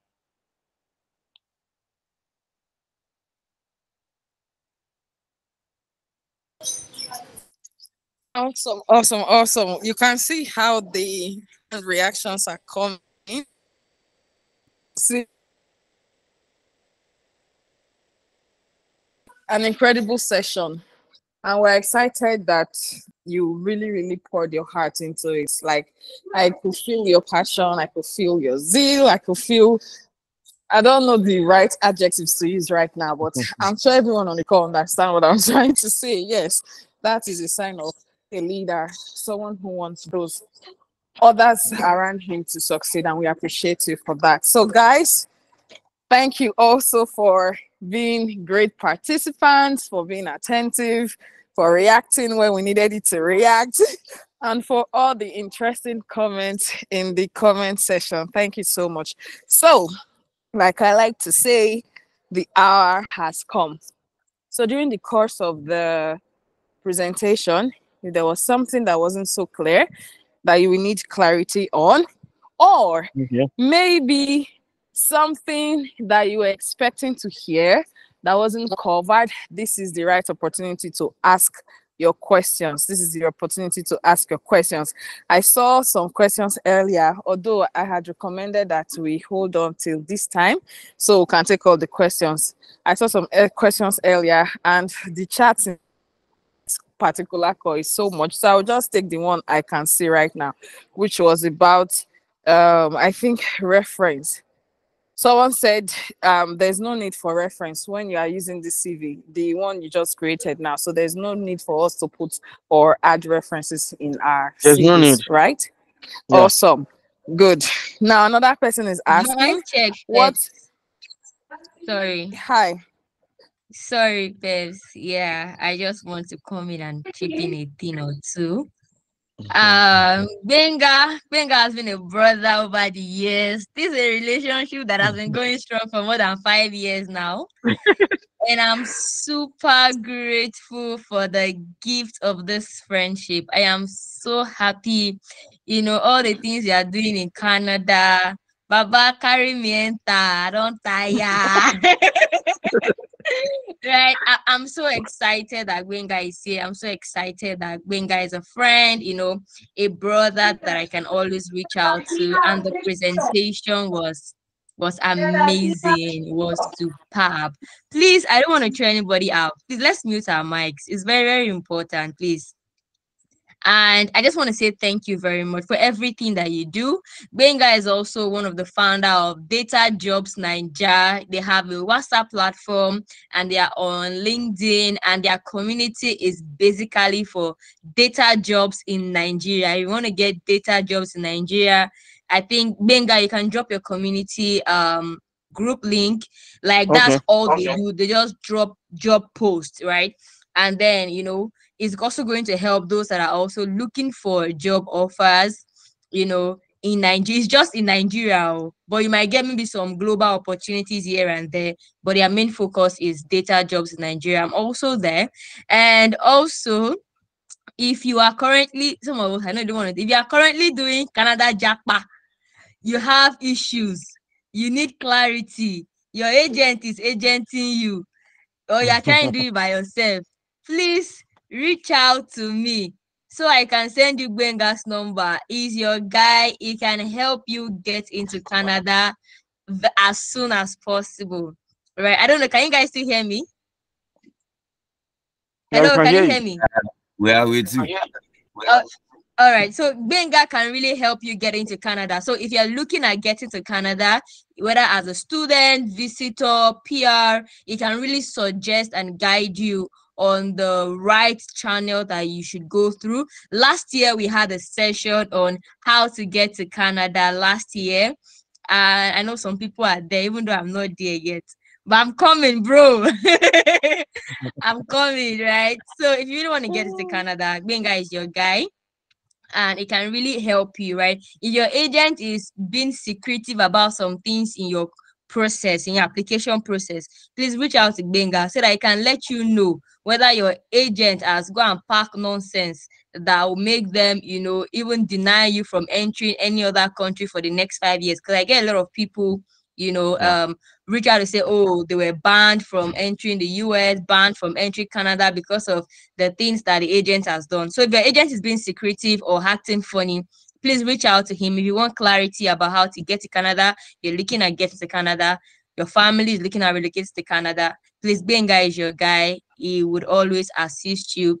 He might charge you for some consultation. No, let me just be clear.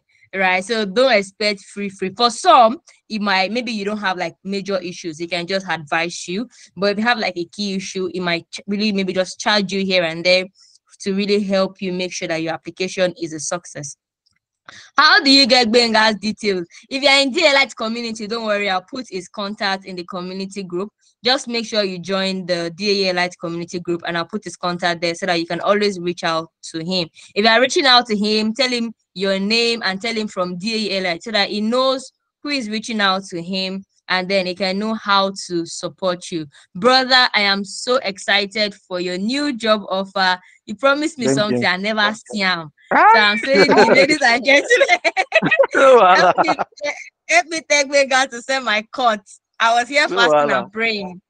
Yeah, so I need my cut. Right? No problem. Yes. I'm really so excited for the gift of friendship. And my question is, I have a question. Okay. And my question is because you did it in your community, your data jobs community. I think from last week I have using this same all approach to apply for a job. So I am looking at migrating from data analytics to full-time software engineering. And it's a major concern looking at, okay, all my job offer for the last 5 years has been on data analytics. And if I have to maybe chase a Nigerian bureaus, will I say I was a software engineer there? It's really a big concern. I know some people are also in a different job role and looking to transition maybe to data analytics or something else. And then all their job experience has been in a different role. So how do we manage that? Thank you. So my first question is, are you applying for jobs abroad or applying for jobs at home? Abroad now. Because they are two different. Okay. Now, nice. Now, it depends on the hiring manager and it depends on the company, right? I have seen people in this Canada that moved from admin to tech roles, right? Admin to tech role. But always remember that we are blacks, you can't compare ourselves with the whites. So we should always do everything that gives us advantage. You remember, if I were you, what I would do is that all my previous positions, I'm going to change them to software engineer. Everything that we do is just to get inside the system. When they give you the job, I know you are very smart, you will do it. But now to get inside, now if you want to tell them that you were a data analyst before you are switching, what if the hiring manager wants somebody that's been doing that software engineering for the past 5 years and you are not being picked? It might be a problem.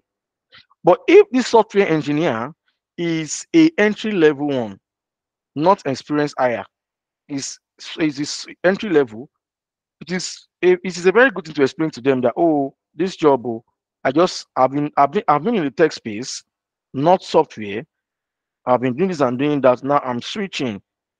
If the hiring manager sees potentials in you, that even though it is a new career path for you, they can still take you in. But sometimes you don't know what is in their mind. So that is why it is always good to always play smart. That's the way I want it. I don't know if it solves the issue. Yeah, it does. Thank you. Thank you. Peps, please, you have the floor. Sorry for hijacking the floor. We go find you for hijacking the floor. Hi, Peps. Mr. Tomisin, well done, sir. My Oga, Well thank done, you. sir. Thank you, Yes, sir. Hi, Okay. I'm Kukuma here. Oh. Let me see if. Okay, I think someone was asking, what if Yeah. they are new? If they are new to tech, like if they are new, how do they manage the experience? Because for what you showed, you need a lot of like related keywords. So how do they manage that if they don't have So the another experience thing needed? you can do is that I always tell people, it's just like visa application. You are telling the visa officer that you want to come for a course and you have no experience in that course at all. It doesn't relate to your work experience or your previous background. So what do? What you do is that you show commitment to that thing. For example, you are new to data, you don't have work experience, but you have PL 300, you have Azure certification fundamentals, you've taken some online courses on platforms, you've done projects, you've done some things that you can use to showcase and leverage. That's what we give you the leverage, right? Even though you don't have the work experience, right? So I always recommend that I've seen people that don't have any certification at all and they are even manager, data analytics manager, or whatever, right? Um, they've grown in experience so far. They are using that to leverage. But you that are just coming to the field, you know that you are new, you have no experience, you have nothing. There must be something that stands you out. Maybe like projects, your LinkedIn optimization, project certifications, courses that you've done, and showcasing yourself very well online. Like that media showcase. Not, I'm not saying over packaging on LinkedIn. Some people do that a lot. I'm saying work on a real life project, post about it, tell us about the process that you used, everything you did, the gas formulas you used, this one, that one, talk about it. Write a comprehensive post that attract people to read it, that is interesting. For example, now recently I saw a lady. I just started seeing her post recently. I don't know if she's on this call or somebody might know her. She used to, I think maybe she's learning SQL, or maybe she's showcasing her SQL. She will now write it on a paper and take a picture and post that on LinkedIn. She's just doing that recently, and I'm loving her posts. She just says this morning I was reading her talking about Windows function, all this over partition and everything. Very interesting stuff. You see the way she documented that thing. You'll be interested to actually look at her posts. So those are the things that you can be doing that we show you out there. I remember that when I was looking for a job, I had no job then. I just learned this data thing. I was still in the train. I was still in training. I started doing a lot of free webinars. I started going to churches. I started teaching them for free, and I was posting those things on LinkedIn. And by the time I posted on LinkedIn, that I was looking for a job. People that I known from anywhere, they started reposting my resume, and that was how I met Fatai Sani, Adewale Yusuf, all of those guys. That was how I met all of them. It was through all those things that time. So your commitment will show and to pave way for you. So that's just it. Awesome. Thank you. Lamu is asking, do we submit ATS friendly resume to local application in Nigeria as well? But Nigerian context is different. See, what we are trying to do on all of these communities that we are creating in Nigeria now, Daylight, Data Job Nigeria, YDP, this one down, so many communities like that. What we are showcasing, we want to put Nigerians to the global world there. I'm not saying that don't apply for local jobs, so I'm not saying that, right? And also, I'm not saying that focus more on abroad job too much, because if you don't have consistency and patience, it might not come on time, and you don't want to be hungry now. You have to do something that will fetch you money to pay your bills, right? So you can apply for a local job and at the same time apply for jobs in the Western world also. But one thing I would say is that what I just taught you today is majorly an approach for applying for Western, like any job in Western world, Canada, US, Australia, UK, Europe, anywhere. This is like the best approach for that. What we just showcased. To a Nigerian context, though, I don't really know if they use ATS match per se in Nigeria. I don't know. Because all the jobs I got, I don't think I even used any ATS, whatever. Or did I even? In fact, that time I did not even know about all these things. But I would say that another thing that really works well for the Nigerian context is networking. Very important. Somebody knows who that knows that. But for me, I would say my first job was through networking. My second job was through networking. My third job that I did at AB InBev, that one, I used to teach in a platform. I won't mention their name. I used to teach them Power BI on that platform. So they have a WhatsApp group for their students. So they posted the job there. I didn't even apply until after like 2 or 3 weeks. So I sent it out to everybody. I just applied and they just called me for interview. And the next thing, I just saw offer letter with 1 month hotel in Ikoyi, and they gave me one driver that picks me up in the morning, dropped me at night.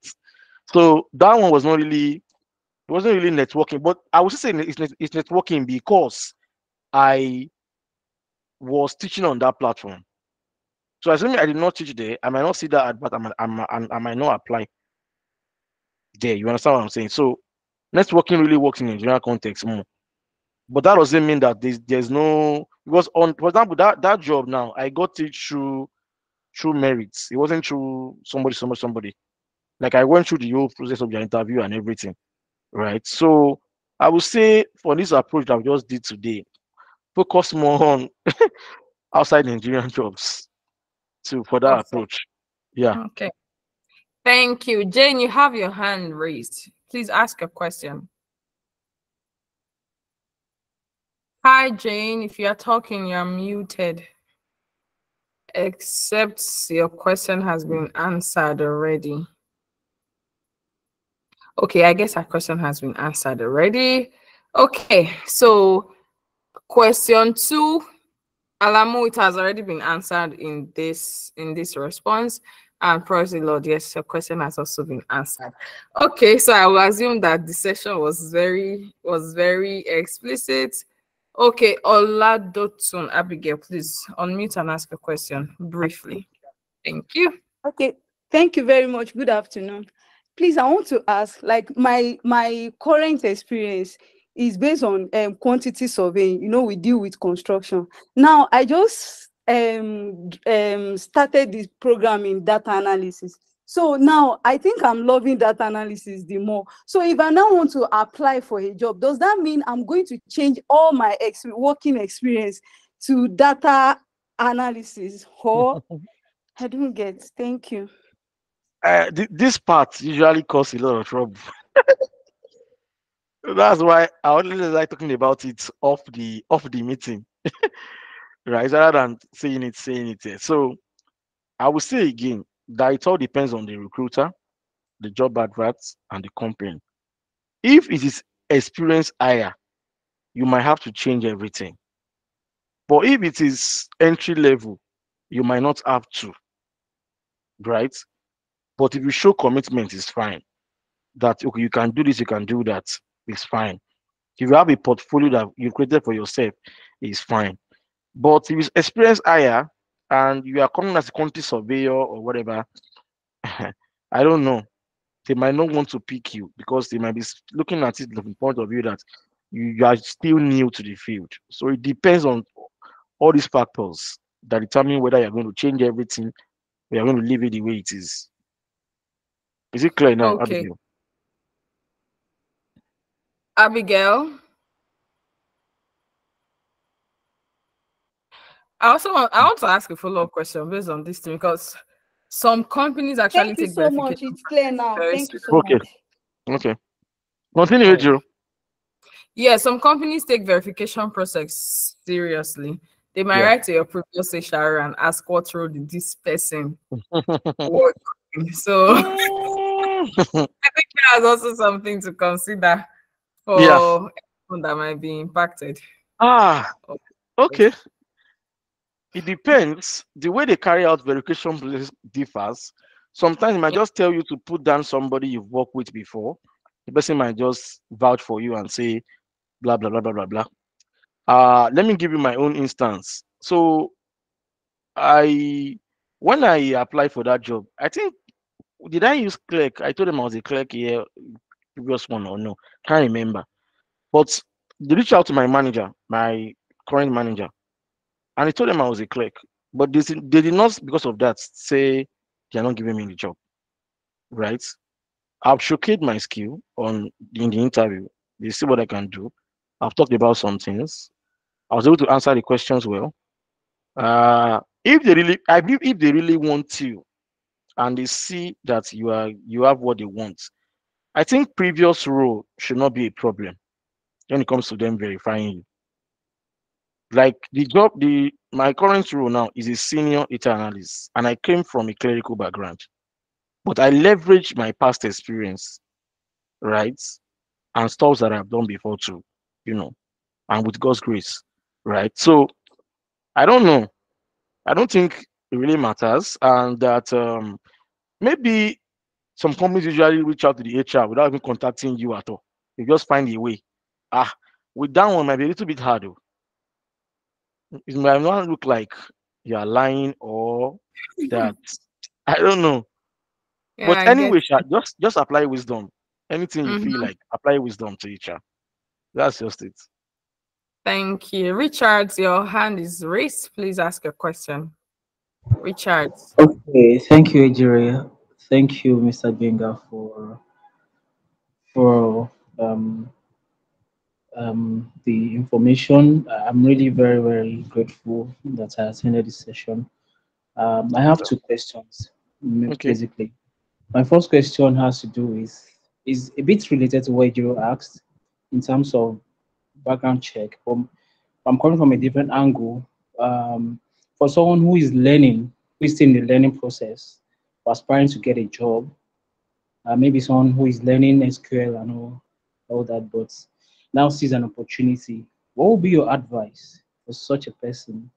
Should the person go ahead and apply and hope to learn on the job? That's one question. Then second question has to do with the training itself. Could we have a video of or a record of this training, because I actually joined a bit late. I don't know. Yeah, even for your second question, sorry to cut in. You already specified we're going to send the recording to everyone that's registered, and then it will be uploaded on our YouTube channel. So it's a good opportunity for you to follow us on YouTube. And then if you registered for the session, you certainly will get the link to the recording. So I hope you registered for the session. Or if your friend shared the link with you to quickly join, you can just go to the YouTube channel and subscribe. So Mr. Gbenga is going to take your first question, after which Iremide will be taking over from here because I have to run, guys. Thank you. It was good being in this. Yeah. I look forward to seeing you guys next one. Yeah. Iremide, please, over to you. Thank you. Okay, thank you. So your question is that for somebody that just started out, right? Is that let me recap your question. That just started learning the stuff, right? Hello, Richard. Can you hear me, Richard? Hello, Yeah, I can Richard. hear you now. Yeah, you I said can hear you. your first Yes, I said question. You said for someone okay. who's in learning process, Yeah. and comes across an opportunity, Yes. what would you advise for such a person? Okay, I will give my personal example. So I remember that I was still in training. So I see this life is very funny. I was still in training when I was applying for jobs. In fact, I applied for a job to a point that I almost entered the GNLD. At Aja, I went for a job. I never knew it was scam job until I got to Aja. I said, he said, can you sell this? What's this? That story is for another day, sha. But one thing that helped me was that my friends then were laughing at me like, we've not finished the course and applying for a job. I was not applying for a job to actually get a job. Although I needed a job, I will not lie to you at that time. But applying for job, even while I was in training, made me understand how they ask questions, made me understand interview process. So by the time I was to see another one that will now get me the job, I already knew how to answer because I had experience in what they were asking. I don't know if that makes sense to you. So sometimes you just take the risk of applying. You know in your mind that you are not getting the job because your experience is not enough. We are just applying for the job so that you will have experience, interview experience. And one thing about interview is that by the time you do interview so many times, you will see so many similar questions that you already have answers to because you've already seen that question over and over and over again. So you have the best answer to it. I don't know if that makes sense to you, Richard. Yeah, thank you very much. Thank you Yeah. so much. Kẹ́hìndé Ògún ṣeun. Yes. So Kehinde, please, you have the floor. After Kehinde, Temitope, and after that, we'll be ending this session. I think this is the longest soft skills session that we've had this year, and tells how impactful it has been. Okay, Kehinde has dropped a hand. Temitope Omodojo, please, you have the floor. Okay, I'm good. Afternoon. Thank you for this session. Yeah. That's very informative. So my question is this. Okay, so for the readjustment of your professional experience that you mentioned, we have like our professional experience also listed on LinkedIn. And then we now want to write resumes tailored to the jobs that we're applying for. So I'm worried that, sometimes you apply through LinkedIn and then they check and they see you're using something else on LinkedIn, and then you understand what I'm saying? Yeah, I understand you. So I don't know in that kind of situation. It's kind of risky. I don't even know what to think. That's one. Okay. Then the other thing is, I'm an entrepreneur. I'm just trying to pivot into data because I'm trying to raise money for my business, and I think getting online gigs would be like a very good way for me to do that. So I'm just starting to learn tools like Power BI, Tableau, SQL, and the like. So what was your advice for someone like me that give a quick fix? A quick fix. Not necessarily a quick fix, just online gigs to help get by. Okay, you mean like you started learning the tool like recently and you want to get gigs that will help you raise some more money and so like yeah. So I'm going to be dropping a list of websites with Iremide that she will send to you as a group email that there are platforms that you can get online gigs, right? Maybe like Fiverr, Upwork, and maybe Iremide we have another section on all of those platforms, how you can open a profile, how you can start getting gigs and all those things. So I will share some websites with you. You can go there, open an account, showcase your profile, fill in the forms and everything. Then you can start applying for gigs on those platforms. Maybe like project-based gigs, like maybe you want to build a dashboard and you need somebody to support them for like 3-4 months. They pay you per month and all those things. It might be like little dollars and all those things. Yeah. So there are platforms like that. I will send it to you every day. So you also asked about advice on something like that. I didn't get that question, that part very well.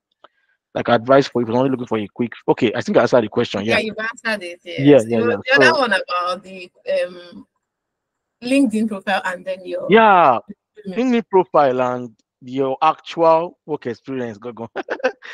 So well, it depends on you. You just have to be. You just have to be. Let me put it this way: you have to be very strategic on the way you. So sometimes I've seen people that the year range in between on how they work in places has been adjusted, right? And it's because they don't want to show any kind of gap in between. Maybe there's a time they were not having any job and it was just showing that there was a gap, and they don't want to fill in. They don't want that gap to be there, so they can just fill in it, like add that gap period to their previous job, just fill that in, right? I've seen cases where people just, they just use their skill now to leverage and show that okay, what I've been doing before is this thing, I've been doing it for a while, blah blah blah. As some people that will tell people that okay, even though my job title does not say data, but I'm actually a data analyst because the things I'm doing on the job, I'm helping them to collect data, this and that, blah blah blah. So I can I can also come a data analyst also. So what I will say is that I will not tell you that this is exactly how you should do it, right? How you should do it, but just have to be very, very, apply wisdom. Just be strategic about it, right? So don't do something that will implicate you, right? But at the same time, don't forget that we are living in a world that if you don't package yourself very well, nobody will see you because it is a very competitive world that we are in, highly competitive and fast paced. I'm telling you. So we can talk about these things off the camera. So I don't want to be saying some things here. Yeah. All right, thank you very much for that. And also, Temitope, I really like to know, are you doing personal learning? Is there like a structured learning? Because a lot of people be like, oh, I'm learning this and I want to get a job. But the way you are learning, you are not learning in a way that will even allow you get a job in data analytics. Do you understand? Like if you're trying to figure it out all by yourself, you don't have maybe a school you are going, a community that has, a structure or the things to learn, like I see some people starting from Python and then, you just keep parabolating before you even get anything, tangible. So you can just put it in the comment section so that we will know how you're learning, and then we can also help you channel your learning well so that in little time you can be done with your learning and it's good for you to, you can now start applying for jobs, either gigs or full-time jobs. All right, so taking it. Okay, Kehinde, please, you have the floor. You are going to be the last person before Yeah, hello, we can end you hear this. me? Yes, I can hear you, Kehinde. Okay. Good evening. Thank you, Mr. Boinga, and the moderator. Yeah, actually, I've got two questions. One, I have to be quick. I'm actually in the UK. I just finished my master's in data analytics, actually. And my first question goes like this. Okay. I've seen people that actually applied for jobs in NHS, and all the requirements they asked for, they didn't even have most of it. Probably they only have the Excel knowledge, and the rest is just like beginner's knowledge. And done interview, they never even asked a lot about things that they applied for. I don't know if you get my point. And even when they got the job, they've only been doing Excel for the past 6 months. That even the Power BI, this SQL, they have to tell them that, do you even know it? Like, they were not rushed. That's my one part. Because when you say we should not apply for that kind of job, I just seen few friends that got a job and they never even asked them the rest when they got the job. They only asked them the minimum. And they've been doing the minimum for months. That's number one. Number two, yeah, I've got that analyst experience in Nigeria, though, because I work with Huawei, I work with Airtel outsourcing, some point in Lagos, and I came to UK since 2022. I've been on masters. I just finished this year. What do you suggest? Do you want me to structure my CV in such a way that my Nigeria experience that ended in Huawei 2022 and 2022, And my master started 2022, 2024. Yeah. And because I know some countries, they prefer knowledge from experience from the country. I don't know if you get my point. I understand what you're saying. Now, either I UK get experience. from either I get experience from the one I've been using in Nigeria, and the rest gap for the studies. Okay. Or we During do your masters, mathematical did you have any intern? Did you do any internship? The only intern I did, the woman would not. She will not give recommendation. She will not give reference. Yeah, she wouldn't. She won't. Okay. She said it. So when it comes to gap, right, in your work experience, what are you using to defend the gap? Are you using either maybe you're taking a break because you're going for some courses or a degree or a PhD? That's what I'm saying now. Now your own is MSc defendable. Your own is defendable because you are in a program. They don't expect you to be working full time. We're also doing a full-time master's program. It doesn't make any sense. Yeah. Even if you say that, everybody knows that you are lying. You understand?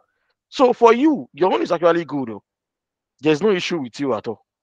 And about the part that people do minimum, I will tell you that it happens almost everywhere. You'll be disappointed that even the so-called Canada,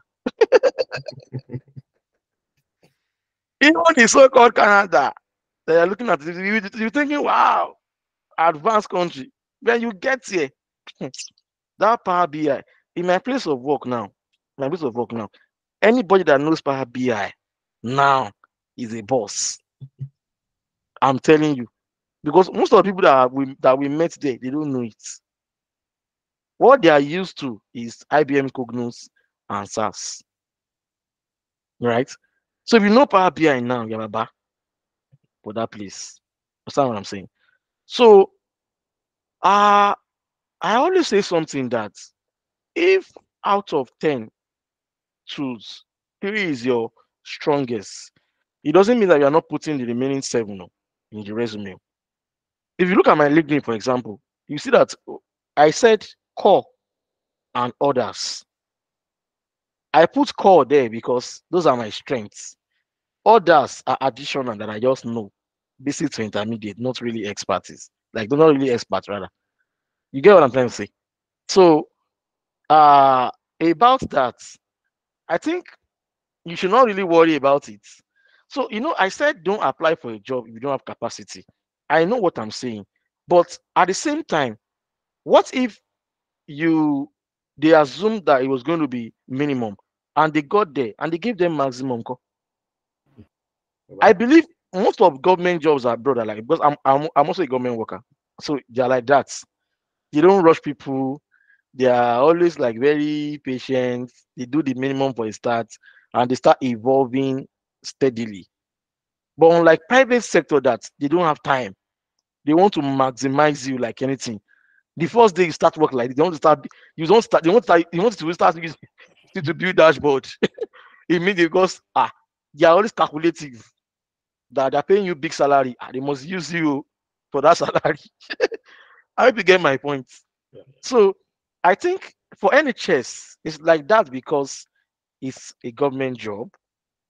And most government job, where we do it in Nigeria is where they do it abroad too.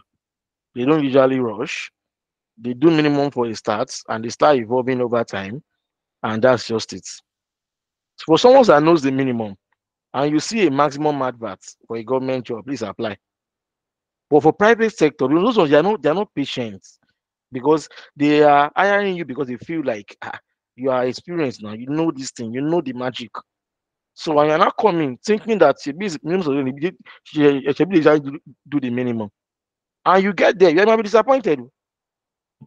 There's companies that the people that you miss there, even your leg will be shaking because the way they build themselves, you'll be looking up to them. See skill. I'm telling you, imagine a data team that everybody has at least 7 certifications. Even your manager is highly technical. That kind of team, you not get inside thinking that you'll be doing minimum. You'll be disappointed. I've seen people that will resign because they cannot cope. They have to live by themselves because they can't what they met on ground. Imagine everybody in a team. They know Azure, they know ETL pipeline, they know a lot of. They built that. There are some managers that are very, very crazy. They can build their team to the maximum. They will challenge you. They will give you things to do. They will mad projects that will really you will really utilize your brain. So that kind of team. So my major point here is that when you are going to a place, you already understand where you are going to some extent. You have info about them. You know what they are capable of. Look at their LinkedIn. Look at their data team. Look at the person's qualification. Look at what they have, so that you will know whether what they are doing there is maximum or minimum. I don't ever assume. When I go to my new place of work, you were using SaaS. I was like, what is this? I don't like this thing. I'm not a SaaS person. I've never used it before. I started learning the thing. It was boring to me. Later, all of a sudden, the Oga said, Power BI proficiency, everybody started asking those questions about Power BI. Now, last 2 weeks now, they gave me a task. I use Power Automate to do it. They never said use this thing, use a particular tool. But Power Automate was the best approach. And I deployed it and it worked. You understand? So please, never assume any maximum or minimum anywhere. Just do what you can do in your own capacity. That's just it for me. Thank you very much for that. Yeah, never assume maximum or minimum in any capacity. Just do the best that you can do. And I think that even as data professionals, it's good for us to even yearn for those companies that will stretch us. Because from stretching you, that's where you become more innovative, more creative. That's where you build more capacity, right? Because you're not going to be in that job forever. Wherever you're going next, those capacity that has been built in you, do you understand, will be that your leverage ground for where you are going. Mr. Gbenga, sincerely, I don't know how much to thank you, but is your wife so anywhere around the corner? Better come and even say hi. No, she's not around. She's not around. But guys, I want us to unmute and say a very big thank you to Mr. Gbenga as we wrap up this call. Let's unmute and say thank you, thank you, thank you. Thank you, everyone. Thank you, thank you. Thank you, everyone. Thank you. All right. So Thank I'll you. follow up. Thank you. Gracias, merci beaucoup. Gracias, merci beaucoup. Thank you. So all the this thing that Mr. Gbenga will share with us, right? Please make sure you're part of the DAA Light community. I'll be sharing it there. And he also dropped his community link. I don't know, Gbenga, you want to drop that again? Yeah, I dropped it. If you are concerned, you can drop it again now. If you are concerned about jobs in Nigeria, you might have to join the Data Jobs Nigeria. That's all they do. They just post jobs in Nigeria. Right, but then if you want Mr. Gbenga's contact, you want all the things that he said he was going to share with us, please make sure you join the DAA Light community. We are actually one, and then we actually work interchangeably. So Mr. Gbenga already dropped the WhatsApp listing. If you're interested about job offers in Nigeria, please do well to join. Yes, that group as well. All right, we've come to the end of today's session. Thank you very much for joining. Thank you for staying to the end. This is like the longest. Our class is normally 3 hours, and then soft skill is actually like 1 hour 30 minutes, 2 hours maximum. Like since 3 p.m. we are almost hitting 6 p.m. Like we are 30 minutes away from 6 p.m. It's been an enjoyable session. Thank you so much, Mr. Gbenga. We really appreciate you coming. All right, guys, we've come to the end of this session. Thank you very much. Please make sure you join the 2 groups. Thank you, Right? thank you. Make sure you join the 2 groups, and then from there we can hit the ball rolling. So I'll stop recording now. You can please